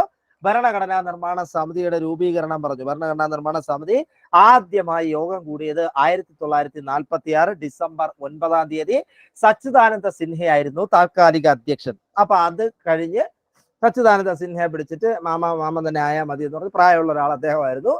അദ്ദേഹത്തിനെ പിടിച്ചിട്ട് എന്ത് ചെയ്തു? താൽക്കാലിക അധ്യക്ഷനായിട്ട് അവിടെ പിടിച്ചിരുത്തി. അത് കഴിഞ്ഞ് പിരിഞ്ഞു. വേറെ ചടങ്ങൊന്നുമില്ല, അവിടെ കഴിഞ്ഞു. അത് കഴിഞ്ഞിട്ട് 2 ദിവസം കഴിഞ്ഞിട്ട് എന്ത് ചെയ്തു? ഡിസംബർ 11 അടുത്ത യോഗം കൂടി. അടുത്ത യോഗം എന്ത് ചെയ്തു? ഡിസംബർ. പിന്നെ ഒരു കാര്യവും കൂടി ഉണ്ട്, ഞാൻ പറയുന്നതിനിടയിൽ ഏതെങ്കിലുമൊക്കെ കഥയാണ്. ഈ കഥയും ഭരണഘടനയായിട്ട് യാതൊരു ബന്ധവും കാണില്ല എന്ന് പറഞ്ഞാൽ അന്ന് അവർ അങ്ങനെ ഒന്നും ചിന്തിച്ചാൽ, പക്ഷെ നമുക്ക് പഠിക്കാൻ എളുപ്പത്തിന് എന്തെങ്കിലുമൊക്കെ കഥകളൊക്കെ പറഞ്ഞു തരും. അവര് പോലും ഭരണഘടനാ നിർമ്മാണ സമിതിയിൽ ഉണ്ടായിരുന്ന പോലും മനസ്സുകൊണ്ട് പോലും ചിന്തിക്കാത്ത കഥകളൊക്കെ ഞാൻ കാണാം. അത് കേട്ടിട്ട് അന്ന് ഇങ്ങനെയൊക്കെ ആൾക്കാർ പറഞ്ഞിട്ടുണ്ടെന്നൊന്നും ചിന്തിച്ചു കളയരുത്. പഠിക്കാൻ എളുപ്പത്തിന് വേറെ മാർഗമില്ല. ഇങ്ങനെയൊക്കെ പഠിച്ചു പോവും, ഇങ്ങനെയൊക്കെ ഞാൻ പറഞ്ഞു പോവും. അത് കേട്ട്, കാരണം പെട്ടെന്ന് നമുക്ക് നമുക്ക് എന്തെങ്കിലുമൊക്കെ കഥകൾ കേൾക്കാനും നാട്ടുകാരെ കാര്യം അറിയാനും ഒക്കെയാണ് നമുക്ക് ഇഷ്ടം. അപ്പൊ പിന്നെ എന്തെങ്കിലുമൊക്കെ കണക്ട് ചെയ്തായിരിക്കും പഠിച്ചു പോകുന്നത്. അപ്പൊ അതുകൊണ്ട് കേട്ടിരിക്കുക. അപ്പൊ 2 ദിവസം കഴിഞ്ഞ് ഡിസംബർ 11 അടുത്ത യോഗം കൂടി. അവിടെ ഒരു സ്ഥിര അധ്യക്ഷനെ തെരഞ്ഞെടുത്തു. ആ സ്ഥിര അധ്യക്ഷന്റെ പേരാണ് ഡോക്ടർ രാജേന്ദ്ര പ്രസാദ്. അപ്പോൾ ഭരണഘടനാ നിർമ്മാണ സമിതിയുടെ സ്ഥിരം അധ്യക്ഷൻ ആരായിരുന്നു എന്ന് ചോദിച്ചു കഴിഞ്ഞാൽ ഡോക്ടർ രാജേന്ദ്ര പ്രസാദ് ആയിരുന്നു സ്ഥിരം അംഗം. ഭരണഘടനാ നിർമ്മാണ സമിതിയുടെ സ്ഥിരം അംഗം ആരായിരുന്നു എന്ന് വെച്ച് കഴിഞ്ഞാൽ ഡോക്ടർ രാജേന്ദ്ര പ്രസാദ്. ഡോക്ടർ രാജേന്ദ്ര പ്രസാദ് ആയിരുന്നു സ്ഥിരമായിട്ടുള്ള അധ്യക്ഷൻ. ഓക്കെ ആണല്ലോ? അപ്പോ അത് കഴിഞ്ഞിട്ട് പിന്നെ എന്ത് ചെയ്തു? 1946 ഡിസംബർ 11 എന്ത് ചെയ്തത്? യോഗം കൂടിയതും അദ്ദേഹത്തെ പിടിച്ച് സ്ഥിരം അധ്യക്ഷനായിട്ട് ഇരുത്തി. അത് കഴിഞ്ഞിട്ട് വീണ്ടും യോഗം 2 ദിവസം കഴിഞ്ഞ് വീണ്ടും കൂടി. 1946 ഡിസംബർ 13 ഒരു യോഗം കൂടി. ആ യോഗത്തിലെ ജവഹർലാൽ നെഹ്റു ലക്ഷ്യപ്രമേയം അവതരിപ്പിച്ചു. ഈ ലക്ഷ്യപ്രമേയമാണ് ഭരണഘടനയുടെ പ്രിഫൈസ് അല്ലെങ്കിൽ ആമുഖം എന്ന് പറയുന്ന സാധനം. ആമുഖത്തിലോട്ട് വന്നു. ആമുഖം തയ്യാറാക്കിയത് ആരാണ് എന്ന് ചോദിച്ചാൽ അത് ആരാണ്?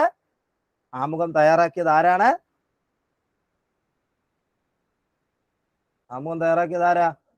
ജവഹർലാൽ നെഹ്റു ആണ് ആമുഖം തയ്യാറാക്കിയത്. ലക്ഷ്യപ്രമേയം എന്ന പേരിലാണ് അദ്ദേഹം തയ്യാറാക്കിയത്. അതാണ് പിന്നീട് എന്തായിട്ട് മാറുന്നത്? ആമുഖമായിട്ട് മാറുന്നത്. ലക്ഷ്യപ്രമേയമാണ് എന്തായിട്ട് മാറുന്നത്? ആമുഖമായിട്ട് മാറുന്നത്. അങ്ങനെ യോഗം കൂടി അതിനുശേഷം ആദ്യ യോഗം ഭരണഘടനാ നിർമ്മാണ സമിതിയുടെ ആദ്യ സമ്മേളനം അവസാനിച്ചു. അപ്പൊ നിങ്ങൾ സമ്മേളനം ഓരോ ദിവസമാണോ എന്ന് വെച്ച് കഴിഞ്ഞാൽ നമുക്കറിയാലോ, നമ്മുടെ നിയമസഭാ സമ്മേളനങ്ങളും പാർലമെന്റ് സമ്മേളനങ്ങളും ഒക്കെ ഇത്ര ദിവസത്തേക്കാണ് അല്ലേ?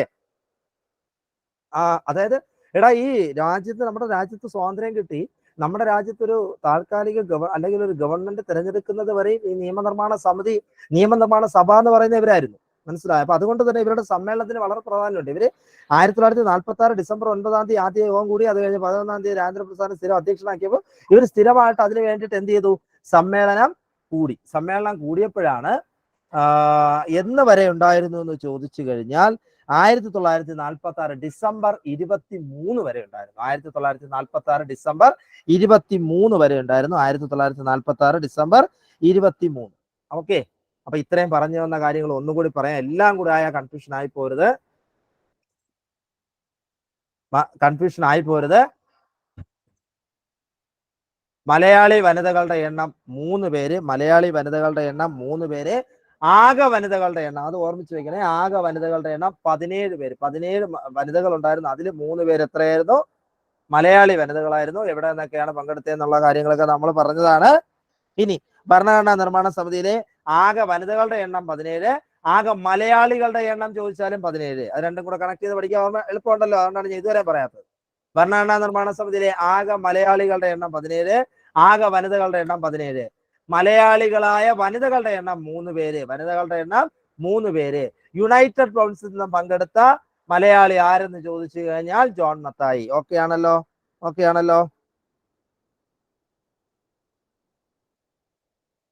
ശരി. അപ്പോ ഭരണഘടനാ നിർമ്മാണ സമിതി യോഗം കൂടി 1946 ഡിസംബർ 23 വരെയായിരുന്നു ആദ്യത്തെ സമ്മേളനം. ഇനി ഇതിനു വേണ്ടി, ഈ ഭരണഘടന ഉണ്ടാക്കുന്നതിന് വേണ്ടി കുറെ കമ്മിറ്റികൾ രൂപീകരിച്ചു. അതിലൊരു പ്രധാനപ്പെട്ട ഒരു കമ്മിറ്റിയാണ് ഡ്രാഫ്റ്റിംഗ് കമ്മിറ്റി. എന്താണ് ഡ്രാഫ്റ്റ് എന്ന് പറഞ്ഞാൽ? കരട് എന്ന് പറയും. ഡ്രാഫ്റ്റ് എന്ന് പറഞ്ഞാൽ ഒരു കാര്യത്തിന്റെ കരട്, ഒരു നിയമത്തിന്റെ കരട്. ഇപ്പോ നമ്മളെ പാർലമെന്റിൽ അവതരിപ്പിക്കുന്ന നിയമങ്ങള് അല്ലെങ്കിൽ ബില്ലുകള്, അല്ലെങ്കിൽ നിയമസഭയിൽ അവതരിപ്പിക്കുന്ന ബില്ലുകള്, നിയമനിർമ്മാണങ്ങൾ, ഇതെല്ലാം കരട് രൂപത്തിലാണ് പുറത്തു വരുന്നത്. ഇത് പിന്നീടാണ് എന്ത് ചെയ്യുന്നത്? പൂർണ്ണമായ രൂപത്തിലേക്ക് നമുക്ക് എത്തുന്നത്, നമ്മുടെയൊക്കെ ഓർഡർ ആയിട്ടും അല്ലെങ്കിൽ ബില്ലുകളായിട്ടും നമ്മൾ കാണുന്നത്. ആദ്യം ഇത് കരടായിട്ടാണ് വരുന്നത്. കരട് എന്ന് പറഞ്ഞാൽ അതിൻ്റെ ഒരു രൂപം മാത്രമായിരിക്കും. അപ്പൊ അതിനുവേണ്ടി എഴുതി തയ്യാറാക്കാൻ വേണ്ടി ഒരു കമ്മിറ്റി രൂപീകരിച്ചു, ഡ്രാഫ്റ്റിംഗ് കമ്മിറ്റി. ആ ഡ്രാഫ്റ്റിംഗ് കമ്മിറ്റിയുടെ അധ്യക്ഷനായിരുന്നു ആര്? Doctor BR Ambedkar. ഭരണഘടന എഴുതി തയ്യാറാക്കിയ വ്യക്തി. അതുകൊണ്ടാണ് അദ്ദേഹത്തെ ഭരണഘടനയുടെ ശില്പി എന്നറിയപ്പെടുന്നത്. ഇന്ത്യൻ ഭരണഘടനയുടെ ശില്പി എന്നറിയപ്പെടുന്ന ആര്? Doctor BR Ambedkar. എന്തിന്റെ അധ്യക്ഷനായിരുന്നു? ഡ്രാഫ്റ്റിംഗ് കമ്മിറ്റിയുടെ അധ്യക്ഷനായിരുന്നു. ഡ്രാഫ്റ്റിംഗ് കമ്മിറ്റി ഭരണഘടന എഴുതി തയ്യാറാക്കി. വേറെയും കമ്മിറ്റികൾ ഉണ്ടായിരുന്നു. റൂൾസ് കമ്മിറ്റി ഉണ്ടായിരുന്നു, യൂണിയൻ സബ്ജക്ട് കമ്മിറ്റി ഉണ്ടായിരുന്നു, സ്റ്റേറ്റ് കമ്മിറ്റി ഉണ്ടായിരുന്നു, സ്റ്റിയറിംഗ് കമ്മിറ്റി ഉണ്ടായിരുന്നു, അഡ്വൈസറി കമ്മിറ്റി ഉണ്ടായിരുന്നു, യൂണിയൻ കോൺസ്റ്റിറ്റ്യൂഷൻ കമ്മിറ്റി. മൊത്തം 8 കമ്മിറ്റികൾ ഉണ്ടായിരുന്നു. അതിൽ ഏറ്റവും പ്രധാനപ്പെട്ട ഒരു കാര്യമാണ് ഡ്രാഫ്റ്റിംഗ് കമ്മിറ്റി. ഡ്രാഫ്റ്റിംഗ് കമ്മിറ്റിയുടെ അധ്യക്ഷൻ എന്ന് പറയുന്ന ആരായിരുന്നു? ഡോക്ടർ BR അംബേദ്കർ ആയിരുന്നു. അദ്ദേഹമാണ് ഭരണഘടനാ ശില്പി. ഭരണഘടനയുടെ ശില്പി എന്നറിയപ്പെടുന്ന ആരായിരുന്നു? Doctor BR Ambedkar. ഓക്കെ, അങ്ങനെ BR അംബേദ്കറിന്റെ നേതൃത്വത്തിൽ എന്ത് ചെയ്തു? ഒരു കമ്മിറ്റി രൂപീകരിച്ചു. അത് നിലവിൽ വന്നത് എന്നാണ് എന്ന് ചോദിച്ചു കഴിഞ്ഞാൽ, ഡ്രാഫ്റ്റിംഗ് കമ്മിറ്റി നിലവിൽ വന്നത് 1947 ഓഗസ്റ്റ് 29 സ്വാതന്ത്ര്യം കിട്ടി. ക്ഷീണമൊക്കെ തീർന്ന് 2 ആഴ്ചത്തെ 15 ദിവസത്തെ ക്ഷീണം, ഇത്രയും ദിവസം സമരം ചെയ്ത് സ്വാതന്ത്ര്യമൊക്കെ കിട്ടി. ബ്രിട്ടീഷുകാർ സ്വാതന്ത്ര്യമൊക്കെ തന്നു. സന്തോഷം, ആഘോഷം 2 ആഴ്ച. ഇതൊന്നും സംഭവിച്ചതല്ല, പക്ഷെ നമുക്ക് ഓർത്തിരിക്കാൻ വേണ്ടി, ഡേറ്റ് ഓർത്തിരിക്കാൻ വേണ്ടിയിട്ടാണ്. 15 + 2 ആഴ്ച 14 എന്ന് പറയുമ്പോൾ 29 എന്നായിരുന്നു? ഓഗസ്റ്റ് 29. 1947 ഓഗസ്റ്റ് 29 എന്ത് ചെയ്തത്? ഡ്രാഫ്റ്റിംഗ് കമ്മിറ്റി നിലവിൽ വന്നത്. ഡ്രാഫ്റ്റിംഗ് കമ്മിറ്റി ഇവർ തിരഞ്ഞെടുത്തു, പക്ഷെ അത് പൂർണ്ണ രൂപത്തിലേക്ക് എത്തിയത് എന്നായിരുന്നു? ഓഗസ്റ്റ് ആണ്. ഏകദേശം ഒരു 8 മാസം വരെ എടുത്തു. ഈ ഭരണഘടനാ നിർമ്മാണ സമിതി യോഗം കൂടിയിട്ട് പിന്നീട് ഒരു 8 മാസം വരെ എടുത്തു ഡ്രാഫ്റ്റിംഗ് കമ്മിറ്റി പൂർണ്ണ രൂപത്തിലെത്താൻ. അപ്പൊ ഡ്രാഫ്റ്റിംഗ് കമ്മിറ്റി നിലവിൽ വരിക എന്ന് പറയുമ്പോൾ നിങ്ങൾക്ക് ഡൗട്ട് തോന്നരുത്, അപ്പോഴെന്നെ അങ്ങ് ആയിക്കൂടെ എന്നുള്ളതല്ല. ഇതൊരു എന്താ പറയുക, കുറെ അംഗങ്ങൾ ചേർന്നിട്ട് ഒരു കമ്മിറ്റിയാണ്. ഇതിന് ഒരു യോഗം കൂടാനായിട്ടുള്ള ഒരു സ്ട്രക്ചർ ഉണ്ടാവണം. അതാണ് നിലവിൽ വരിക. അതായത് ഒരു യോഗം കൂടുന്ന ലെവലിലേക്ക് എത്തുമ്പോഴാണ് അത് എന്ത് ചെയ്യുന്നത്? നിലവിൽ വന്നു എന്ന് പറയുന്നത്. അങ്ങനെ നിലവിൽ വന്ന ദിവസമാണ് 1947 ഓഗസ്റ്റ് 29. ഓഗസ്റ്റ് 15 സ്വാതന്ത്ര്യം കിട്ടി. തൊട്ടടുത്തതിന്റെ അടുത്ത ആഴ്ച 1947 ഓഗസ്റ്റ് 15 വെള്ളിയാഴ്ച 1940. ദിവസം ഒന്ന് ഓർത്ത് വെക്കേണ്ടേ, വെറുതെ പറഞ്ഞതേ ഉള്ളൂ. 29, 2 ആഴ്ച കഴിഞ്ഞ് തൊട്ട് രണ്ടാമത്തെ ആഴ്ച, രണ്ടാമത്തെ വെള്ളിയാഴ്ച ആയപ്പോൾ എന്ത് ചെയ്തു? ഡ്രാഫ്റ്റിംഗ് കമ്മിറ്റി രൂപീകരിച്ചു.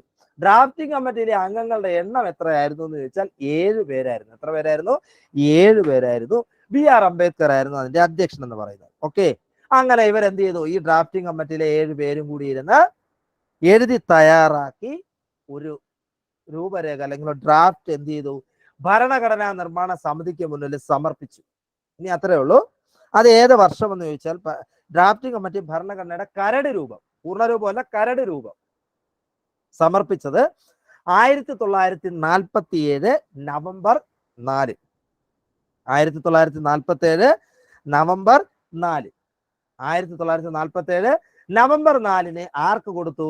ഭരണഘടനാ നിർമ്മാണ സമിതി കൊടുത്തു. സമിതിയുടെ കയ്യിൽ ആര് കൊടുത്തു? ഇവര് കൊടുത്തു. ഡ്രാഫ്റ്റിംഗ് കമ്മിറ്റി കൊണ്ടു കൊടുക്കുകയാണ്. 1947 നവംബർ 4. 3 മാസം കൊണ്ട് എഴുതി തീർത്തു. പക്ഷേ ഇവർക്ക് പലർക്കും പല പ്രശ്നങ്ങളായിരുന്നു. ഈ 299 അംഗങ്ങൾക്ക് പലർക്കും കല്യാണം, പാല് കാച്ച് എന്നൊക്കെ വിചാരിക്കുക. ഇത് ചർച്ചയ്ക്കെടുത്തത് 1 വർഷം കഴിഞ്ഞിട്ടാണ്. 1948 നവംബറിലാണ് ഇത് ചർച്ചയ്ക്കെടുത്തത്. അപ്പൊ അങ്ങനെ ആലോചിച്ച് വെക്കുക. ഇവർക്ക് ഒരുപാട് ബിസി ആയിരുന്നു, പലർക്കും പല കാര്യങ്ങളുണ്ടായിരുന്നു എന്ന് ആലോചിക്കുക. അപ്പൊ 1 വർഷം വരെ നീണ്ടു. പല കാരണങ്ങളായിട്ട് 1 വർഷം വരെ നീണ്ടു. 1947 യഥാർത്ഥമൊന്നുമല്ല, ഇത് ചർച്ചയ്ക്ക് അല്ലെങ്കിൽ ഇതിന് ഒരു രൂപത്തിലേക്ക് എത്തുന്നതിന് വേണ്ടിയുള്ള സമയമായിരുന്നു. പക്ഷെ അതൊക്കെ പറഞ്ഞു കഴിഞ്ഞാൽ നമ്മൾ കേൾക്കത്തില്ല. അതുകൊണ്ടാണ് ഇങ്ങനെ ഒരു സംഭവം പറഞ്ഞത്. 1948 നവംബറിൽ ഭരണഘടനാ നിർമ്മാണ സമിതി ഈ ഡ്രാഫ്റ്റിംഗ് കമ്മിറ്റി കൊടുത്ത ഡ്രാഫ്റ്റ് കരട് രൂപത്തിന് എന്ത് ചെയ്തു? ചർച്ചയ്ക്കെടുത്തു. ചർച്ചയ്ക്കെടുത്തത് 1948 നവംബറിൽ. മനസ്സിലായോ? എന്നിട്ട് ഇനി വളരെ ഇമ്പോർട്ടന്റ് ആയിട്ടൊരു കാര്യം ചോദിക്കും.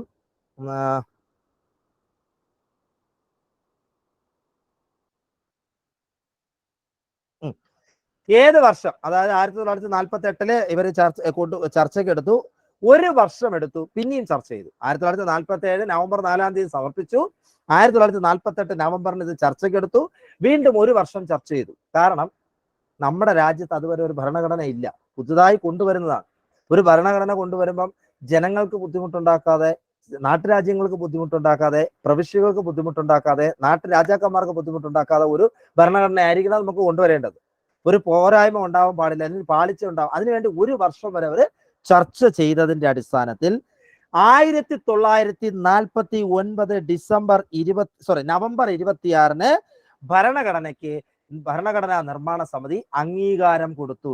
നവംബർ 26 പ്രത്യേകത എല്ലാവർക്കും അറിയാം. ഇന്ത്യൻ ഭരണഘടനാ ദിനമായി ആചരിക്കുന്നത് എന്നാണ്?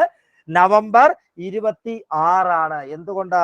1949 നവംബർ 26 ഭരണഘടനാ നിർമ്മാണ സമിതി ഭരണഘടനയ്ക്ക് അംഗീകാരം നൽകിയത്. ഭരണഘടനയുടെ രൂപത്തിന് അംഗീകാരം നൽകുകയും അതിന്റെ അധ്യക്ഷൻ, ഭരണഘടനാ നിർമ്മാണ സമിതിയുടെ അധ്യക്ഷൻ ആരായിരുന്നു? സ്ഥിരാധ്യക്ഷൻ ആരെങ്കിലും ഒരാൾ പറ.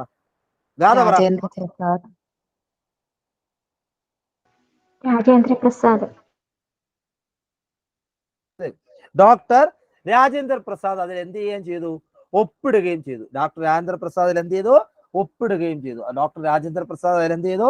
ഒപ്പിടുകയും ചെയ്തു. അപ്പൊ ഡോക്ടർ രാജേന്ദ്ര പ്രസാദ് അതിൽ ഒപ്പിട്ടു. ഏത് ദിവസം? 1949 നവംബർ 26. Okay, 1949 November 26. എന്നാൽ ഇന്ത്യൻ ഭരണഘടന നിലവിൽ വന്നത് എന്നാണ് എന്ന് ചോദിച്ചാൽ 2 മാസം കഴിഞ്ഞ് 1950. അപ്പൊ അത് പറയുമ്പോൾ മറ്റു കുറച്ച് കാര്യങ്ങൾ കൂടി പറയാനുണ്ട്. എടാ, ഒരു രാജ്യം റിപ്പബ്ലിക് ആവുക എന്ന് പറഞ്ഞാൽ അതിന്റെ അർത്ഥം എന്തുവാ? ഒരു രാജ്യം റിപ്പബ്ലിക്, നിങ്ങൾക്ക് എന്തറിയാം? ഒരു രാജ്യം റിപ്പബ്ലിക് എന്ന് പറഞ്ഞാൽ എന്താ അർത്ഥം? ഒരു രാജ്യം റിപ്പബ്ലിക് ആവുക എന്ന് പറഞ്ഞാൽ എന്താ?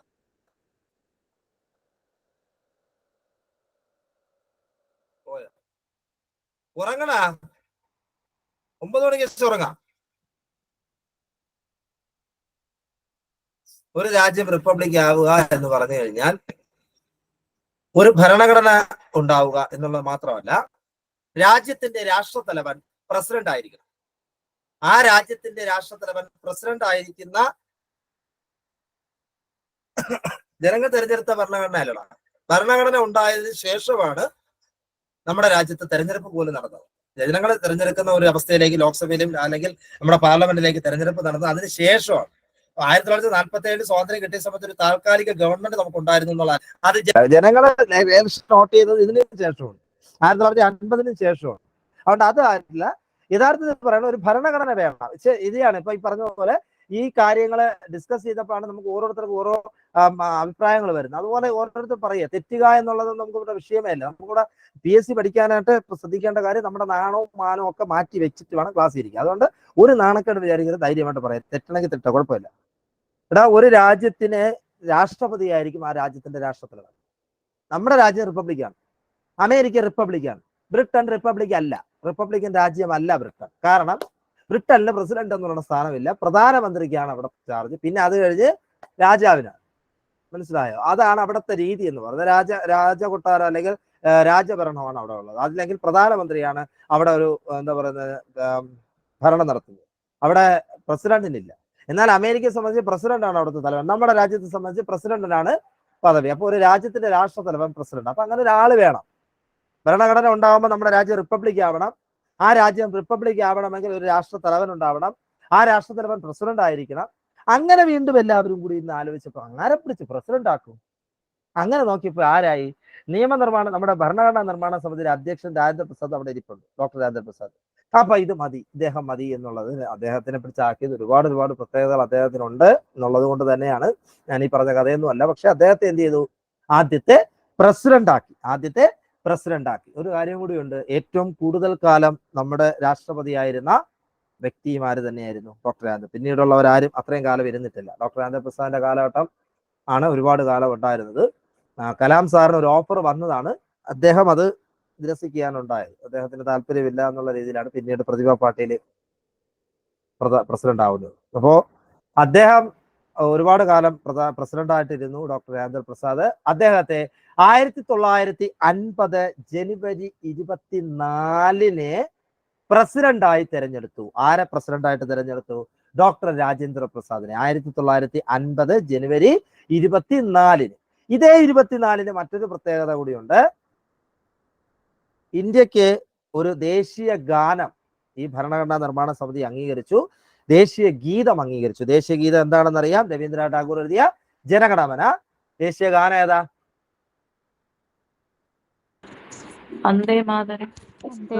കേട്ടൂടാ സർ, ദേശീയ ഗാനം ജനഗണമനയും ദേശീയ ഗീതം വന്ദേ മാതരം. ദേശീയ ഗീതം വന്ദേ മാതരം. ദേശീയ ഗാനം രവീന്ദ്രനാഥ് ടാഗോറാണ്. മറ്റൊരു ചോദ്യം അതുമായിട്ട് ബന്ധപ്പെട്ട് നമുക്ക് വേണമെങ്കിൽ ചോദിക്കാം. ദേശീയ ഗാനം ഇംഗ്ലീഷിലേക്ക് ട്രാൻസ്ലേറ്റ് ചെയ്തത് ആരാണ് എന്നൊരു ചോദ്യം വരും. അത് രവീന്ദ്രനാഥ് ടാഗോർ തന്നെയാണ്. ദേശീയ ഗീതം വന്ദേ മാതരം എഴുതിയത് ആരാ?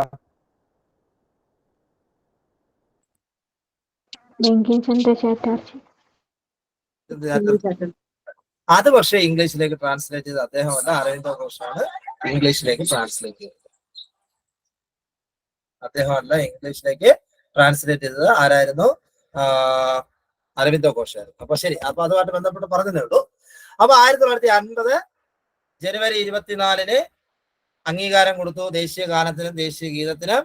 അതിനുശേഷം ഇത് നിലവിൽ വന്നത്, ഔദ്യോഗികമായി നിലവിൽ വന്നത് 1950 ജനുവരി 26 നമ്മുടെ രാജ്യം റിപ്പബ്ലിക് ആവുകയും ഭരണഘടന ചെയ്തു. അന്ന് മുതൽ ഇന്ത്യയിലെ ജനങ്ങൾ ഭരണഘടനയ്ക്ക് അനുസരിച്ചിട്ട് ജീവിക്കാൻ തുടങ്ങി. എന്ത് പറഞ്ഞാലും നമുക്കൊരു ഭരണഘടന ഉണ്ട് അല്ലെ? അപ്പം ഭരണഘടനയുടെ ആമുഖം തയ്യാറാക്കിയത് ആരാണ് എന്ന് ചോദിച്ചു കഴിഞ്ഞാൽ അത് ജവഹർലാൽ നെഹ്റു ആണ്. അത് അന്നത്തെ പേര് ആമുഖം എന്നല്ല, ലക്ഷ്യപ്രമേയം. അദ്ദേഹം ഭരണഘടനാ നിർമ്മാണ സമിതിയുടെ യോഗത്തിനിടയിൽ അദ്ദേഹം ലക്ഷ്യപ്രമേയം അവതരിപ്പിക്കുകയും ആ ലക്ഷ്യപ്രമേയമാണ് ഭരണഘടനയുടെ ആമുഖമായിട്ട് പിന്നീട് എന്ത് ചെയ്തത്? വരികയും ചെയ്തു. അപ്പൊ ഇത്രയും കാര്യങ്ങൾ എല്ലാവർക്കും ഓർമ്മയുണ്ട് എന്ന് മനസ്സിലാക്കുന്നു. ഇനി ഭരണഘടനാ നിർമ്മാണ സഭ എത്ര കാലം കൊണ്ടാണ് ഭരണഘടന രൂപീകരിച്ചു എന്ന് ചോദിച്ചു കഴിഞ്ഞാൽ, ഭരണഘടനാ നിർമ്മാണ സഭ എത്ര കാലം കൊണ്ടെന്ന് വളരെ ഇമ്പോർട്ടന്റ് ആയിട്ട് ഒരുപാട് തവണ ചോദിച്ചിട്ടുണ്ട്. 2 കൊല്ലവും 11 മാസവും. 2 കൊല്ലവും 11 മാസവും. 2 കൊല്ലം, ഏകദേശം 3 വർഷത്തിന് 1 മാസം കുറവ്, അത്രേ ഉള്ളൂ. 2 കൊല്ലവും 11 മാസവുമാണ് എന്ത്? ഭരണഘടനാ നിർമ്മാണ സഭ കൂടിയത് മൊത്തം. അതുപോലെ എത്ര ദിവസം സമ്മേളിച്ചു? 166 ദിവസങ്ങളിൽ ഈ സഭ സമ്മേളിച്ചിട്ടുണ്ട്. 11 മാസം. എന്ത്? 2 വർഷവും 11 മാസവും.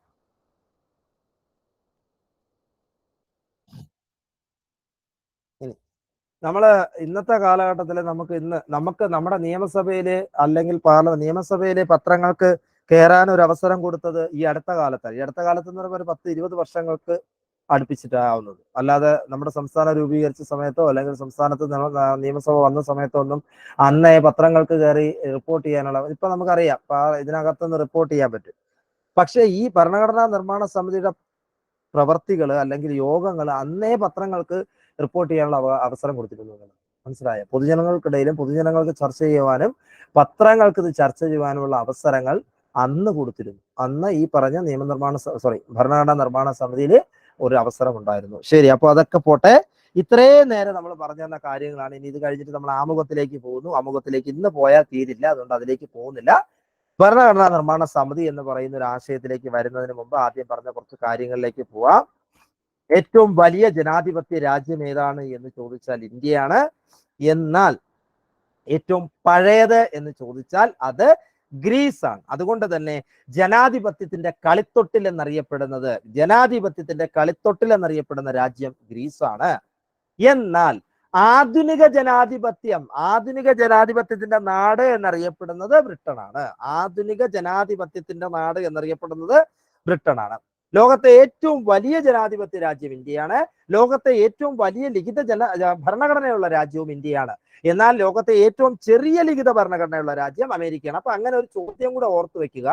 ഇന്ത്യ ഒരു ലിഖിത ഭരണഘടന എന്ന് പറയുന്ന ആശയം കടമെടുത്ത രാജ്യം ഏതാണ് എന്ന് ചോദിച്ചാൽ അമേരിക്കയാണ്. ഒരു പോയിന്റ് കിട്ടി. കടമെടുത്തവ എന്ന് പറയുന്ന പോയിന്റിൽ ഒരെണ്ണം കിട്ടി. അമേരിക്കയിൽ നിന്നും കടമെടുത്ത ഒരു പോയിന്റ് എന്താണ്? ലിഖിത ഭരണഘടന എന്ന് പറയുന്ന ആശയം കടമെടുത്തിരിക്കുന്നത് ഏത് രാജ്യത്തിൽ നിന്നുമാണ് എന്ന് ചോദിച്ചാൽ അമേരിക്കയുടെ ഭരണഘടന കണ്ടിട്ടാണ്. ഏറ്റവും ചെറിയ ലിഖിത ഭരണഘടനയുള്ള രാജ്യം ഏതാണ് എന്ന് ചോദിച്ചാൽ അത് അമേരിക്കയാണ്. ലോകത്തെ ഏറ്റവും ചെറിയ ലിഖിത ഭരണഘടനയുള്ള രാജ്യം ഏതാണെന്ന് ചോദിച്ചാൽ അത് അമേരിക്കയാണ്. ഇനി ഇന്ത്യക്ക് ഒരു ഭരണഘടന വേണമെന്ന് ആദ്യമായി ആവശ്യപ്പെട്ട വ്യക്തിയെ കുറിച്ച് നമ്മൾ പറഞ്ഞു. എം.എൻ. റോയ്, ജനകീയ ആസൂത്രണത്തിന്റെ പിതാവെന്നും പീപ്പിൾസ് പ്ലാൻ മുന്നോട്ട് വെച്ച വ്യക്തി എന്നും ഒക്കെ അറിയപ്പെടുന്ന എം.എൻ. റോയ് ആണ്. ഇന്ത്യൻ കമ്മ്യൂണിസ്റ്റ് പാർട്ടിയുടെ പിതാവെന്നും റാഡിക്കൽ ഡെമോക്രാറ്റിക് പാർട്ടിയുടെ പിതാവെന്നും അറിയപ്പെടുന്നത് ആരായിരുന്നു? എം.എൻ. റോയ് ആണ്. 1934 ദ ഇന്ത്യൻ പാട്രിയോട്ട് എന്ന പത്രത്തിലൂടെ അദ്ദേഹം ആവശ്യപ്പെട്ട കാര്യം ഇന്ത്യക്ക് ഒരു ഭരണഘടന ആവശ്യപ്പെട്ട പത്രത്തിന്റെ പേര് ഒരുപാട് തവണ പരീക്ഷയ്ക്ക് ചോദിച്ചിട്ടുണ്ട്. മറക്കരുത് ദ ഇന്ത്യൻ പാട്രിയോട്ടിലൂടെ 1934 അദ്ദേഹം ഒരു ഭരണഘടന ഇന്ത്യക്ക് വേണമെന്ന് ആവശ്യപ്പെട്ടു. ആ വ്യക്തിയുടെ പേരാണ് എം.എൻ. റോയ്. മാനവേന്ദ്രനാഥ റോയ് എന്നൊക്കെയാണ് അദ്ദേഹത്തിന്റെ മുഴുവൻ പേര്. എം.എൻ. റോയ് എന്നാണ് അദ്ദേഹത്തെ ചുരുക്കപ്പേരിൽ അറിയപ്പെടുന്നത്. എം.എൻ. റോയ് അദ്ദേഹം ഏത് പത്രത്തിലൂടെ ആവശ്യപ്പെട്ടു എന്ന് വെച്ചാൽ the Indian Patriot. 1944 people's plan മുന്നോട്ട് വെച്ചു. കമ്മ്യൂണിസ്റ്റ് പാർട്ടി ഓഫ് ഇന്ത്യയുടെ പിതാവ് അദ്ദേഹമാണ്. റാഡിക്കൽ ഡെമോക്രാറ്റിക് പാർട്ടിയുടെ പിതാവ് അദ്ദേഹമാണ്. അതിന്റെ സ്ഥാപകൻ അദ്ദേഹമാണ്. കമ്മ്യൂണിസ്റ്റ് ഇന്റർനാഷണൽ, ചൈനയിൽ വെച്ച് ചേർന്ന കമ്മ്യൂണിസ്റ്റ് ഇന്റർനാഷണലിന്റെ യോഗത്തിൽ പങ്കെടുത്ത വ്യക്തി ആദ്യ ഇന്ത്യക്കാരൻ എം.എൻ. റോയ് ആണ്. ഇന്ത്യ ഇൻ ട്രാൻസിഷൻ എന്ന ഗ്രന്ഥം രചിച്ചത് എം.എൻ. റോയ് ആണ്. ഇന്ത്യക്ക് സ്വന്തമായി ഒരു ഭരണഘടന വേണമെന്ന് ആവശ്യപ്പെട്ട ആദ്യത്തെ രാഷ്ട്രീയ പാർട്ടി ഏതാണ് എന്ന് ചോദിച്ചാൽ അത് സ്വരാജ് പാർട്ടിയാണ്. സ്വരാജ് പാർട്ടി രൂപീകരിച്ച വർഷം 1923. സ്വരാജ് പാർട്ടി ഇന്ത്യയിൽ വരാനിടയുള്ള കാരണം എന്ന് ചോദിച്ചാൽ ഗാന്ധിജി INC-യിൽ ആലോചിക്കാതെ നിസ്സഹകരണ പ്രസ്ഥാനം അവസാനിപ്പിച്ചു. എന്തുകൊണ്ട് ഗാന്ധിജി നിസ്സഹകരണ പ്രസ്ഥാനം അവസാനിപ്പിച്ചു? ചൗരി ചൗര സംഭവം. ഇത് രണ്ടും 1922 ഫെബ്രുവരിയിൽ തന്നെയാണ്. മനസ്സിലായ? ചൗരി ചൗര എന്ന് പറയുന്ന പോലീസ് സ്റ്റേഷനിലേക്ക് നിസ്സഹകരണ പ്രസ്ഥാനവുമായിട്ട് ബന്ധപ്പെട്ട വ്യക്തികൾ അല്ലെങ്കിൽ എന്താ പറയാ ഒരു കലാപകാരികൾ തീയിടുകയും ഉത്തർപ്രദേശ് എന്ന് പറയുന്ന സംസ്ഥാനത്ത് ചൗരി ചൗര എന്ന് പറയുന്ന പോലീസ് സ്റ്റേഷനിൽ തീയിടുകയും 22ഓളം പോലീസുകാർ അതിനകത്ത് ബന്ധഭരിക്കുകയും ചെയ്തു. അഹിംസാവാദിയായിരുന്ന ഗാന്ധിജിക്ക് ഇത് ഇഷ്ടപ്പെടാതെ ഗാന്ധിജി എന്ത് ചെയ്തു? INC-യോട് ചോദിക്കാതെ എന്ത് ചെയ്തു? നിസ്സഹകരണ പ്രസ്ഥാനം അവസാനിപ്പിച്ചു. എന്നാൽ നിസ്സഹകരണ പ്രസ്ഥാനം 1920 ആരംഭിക്കുന്ന സമയത്ത് ഒരു പ്രത്യേക സമ്മേളനം തന്നെ കൂടിയാണ് നിസ്സഹകരണ പ്രസ്ഥാനം ഗാന്ധിജി ആരംഭിക്കുന്നത്. ഒരു INC-യുടെ പ്രത്യേക സമ്മേളനം തന്നെ കൂടിയാണ്. സ്ഥിര സമ്മേളനത്തിൽ വെച്ചിട്ടല്ല തീരുമാനമെടുക്കുന്നത്, പ്രത്യേക സമ്മേളനം കൂടിയാണ് തീരുമാനമെടുത്തത്. അങ്ങനെ തുടങ്ങിയ ഒരു നിസ്സഹകരണ പ്രസ്ഥാനം ആരോട് ചോദിച്ചിട്ട് നിർത്തി എന്നുള്ള പ്രതിഷേധത്തിന്റെ ഫലമായി മോട്ടിലാൽ നെഹ്റുവും CR ദാസും കൂടെ ചേർന്നുണ്ടാക്കിയ പാർട്ടിയാണ് സ്വരാജ് പാർട്ടി 1923. ഈ സ്വരാജ് പാർട്ടിയാണ് ഇന്ത്യക്ക് ഒരു ഭരണഘടനാ നിർമ്മാണ സഭ എന്ന് പറയുന്ന ആശയം അല്ലെങ്കിൽ ഭരണഘടന വേണമെന്ന ആശയം മുന്നോട്ട് വെച്ച ആദ്യത്തെ രാഷ്ട്രീയ പാർട്ടി.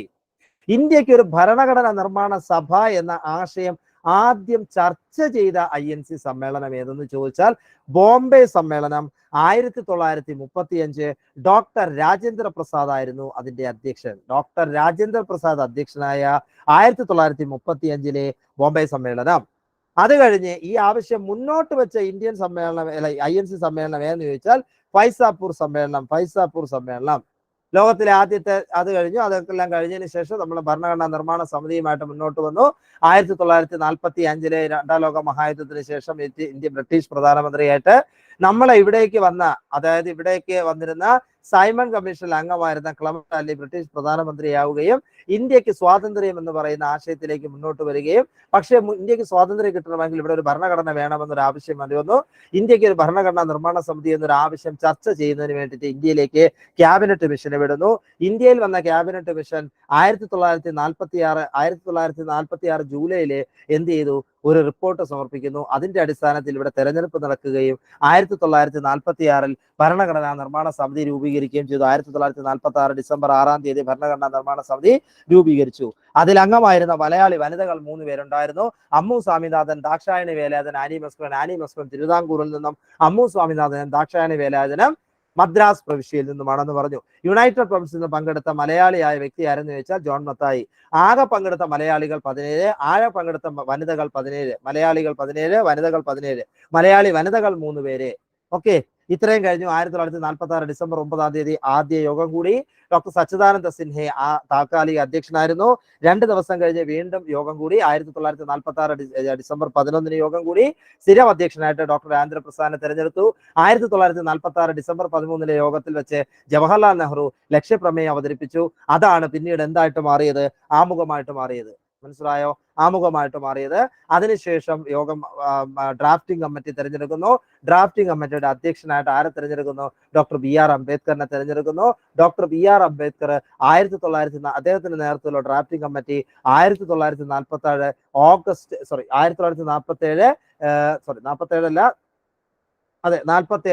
നവംബറിൽ എന്ത് ചെയ്തു? കരട് രൂപം ഭരണഘടനാ നിർമ്മാണ സമിതിക്ക് മുന്നിൽ വെക്കുന്നു. 1948 നവംബറിൽ ഇത് ചർച്ചയ്ക്കെടുക്കുന്നു. 1 വർഷം നീണ്ട ചർച്ചയ്ക്കൊടുവിൽ 1949 നവംബർ 26 ഭരണഘടനാ നിർമ്മാണ സമിതി ഭരണഘടനയുടെ അല്ലെങ്കിൽ രൂപത്തിന് അംഗീകാരം നൽകുകയും അധ്യക്ഷനായിരുന്ന ഡോക്ടർ രാജേന്ദ്ര പ്രസാദിൽ ഒപ്പുവെക്കുകയും ചെയ്തു. അത് കഴിഞ്ഞ് 2 മാസം കഴിഞ്ഞ് 1950 ആയപ്പോഴേക്കും, ജനുവരി 26 ആയപ്പോഴേക്കും, അതിനു മുമ്പ് 2 ദിവസത്തിന് മുമ്പ് ജനുവരി 24 ഡോക്ടർ രാജേന്ദ്ര പ്രസാദിനെ ഇന്ത്യയുടെ ആദ്യത്തെ രാഷ്ട്രപതിയായി തെരഞ്ഞെടുക്കുകയും 2 ദിവസം കഴിഞ്ഞ് ജനുവരി 26 ഇന്ത്യയിൽ ഔദ്യോഗികമായി ഭരണഘടന നിലവിൽ വരികയും ചെയ്തു. അന്നാണ് നമ്മുടെ രാജ്യം എന്താവുകയും ചെയ്തത്?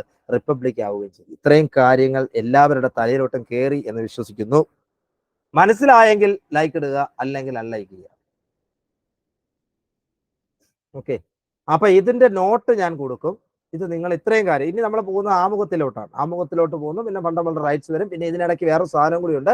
കടമെടുത്ത രാജ്യങ്ങൾ, ഭരണഘടന, ഇന്ത്യൻ ഭരണഘടന കടമെടുത്ത രാജ്യങ്ങൾ, പല രാജ്യങ്ങളുണ്ട്. അതിലെ ഓരോ ആശയങ്ങളും കടമെടുത്തിട്ടുണ്ട്. അത് പറയാനുണ്ട്. അപ്പൊ എല്ലാവർക്കും ക്ലാസ് മനസ്സിലായല്ലോ. അടുത്ത ക്ലാസ്സിൽ കയറുമല്ലോ അല്ലേ? അതോ പോവോ? ശരി, അപ്പൊ അടുത്ത ക്ലാസ്സിൽ നമുക്ക് കാണാം. എന്തായാലും നിങ്ങൾ വർക്ക് ചെയ്യുക. ഞാൻ നേരത്തെ പറഞ്ഞ കാര്യങ്ങൾ ഇപ്പോഴും മനസ്സിൽ വെക്കുക. നെഗറ്റീവ് ഒക്കെ ഒരു സൈഡിൽ അങ്ങ് മാറ്റി വെച്ചിട്ട് മുന്നോട്ട് പോവുക. ചോദിക്കുന്നവർ അവിടെ ചോദിച്ചുകൊണ്ടിരിക്കും. നമ്മുടെ അഡ്വൈസ് മെമ്മോ നമ്മുടെ കയ്യിൽ കിട്ടുമ്പോൾ നമുക്ക് ആ അഡ്വൈസ് മെമ്മോ കൊണ്ട് ചോദിച്ചവരുടെ മുന്നിലേക്ക് പോകാം.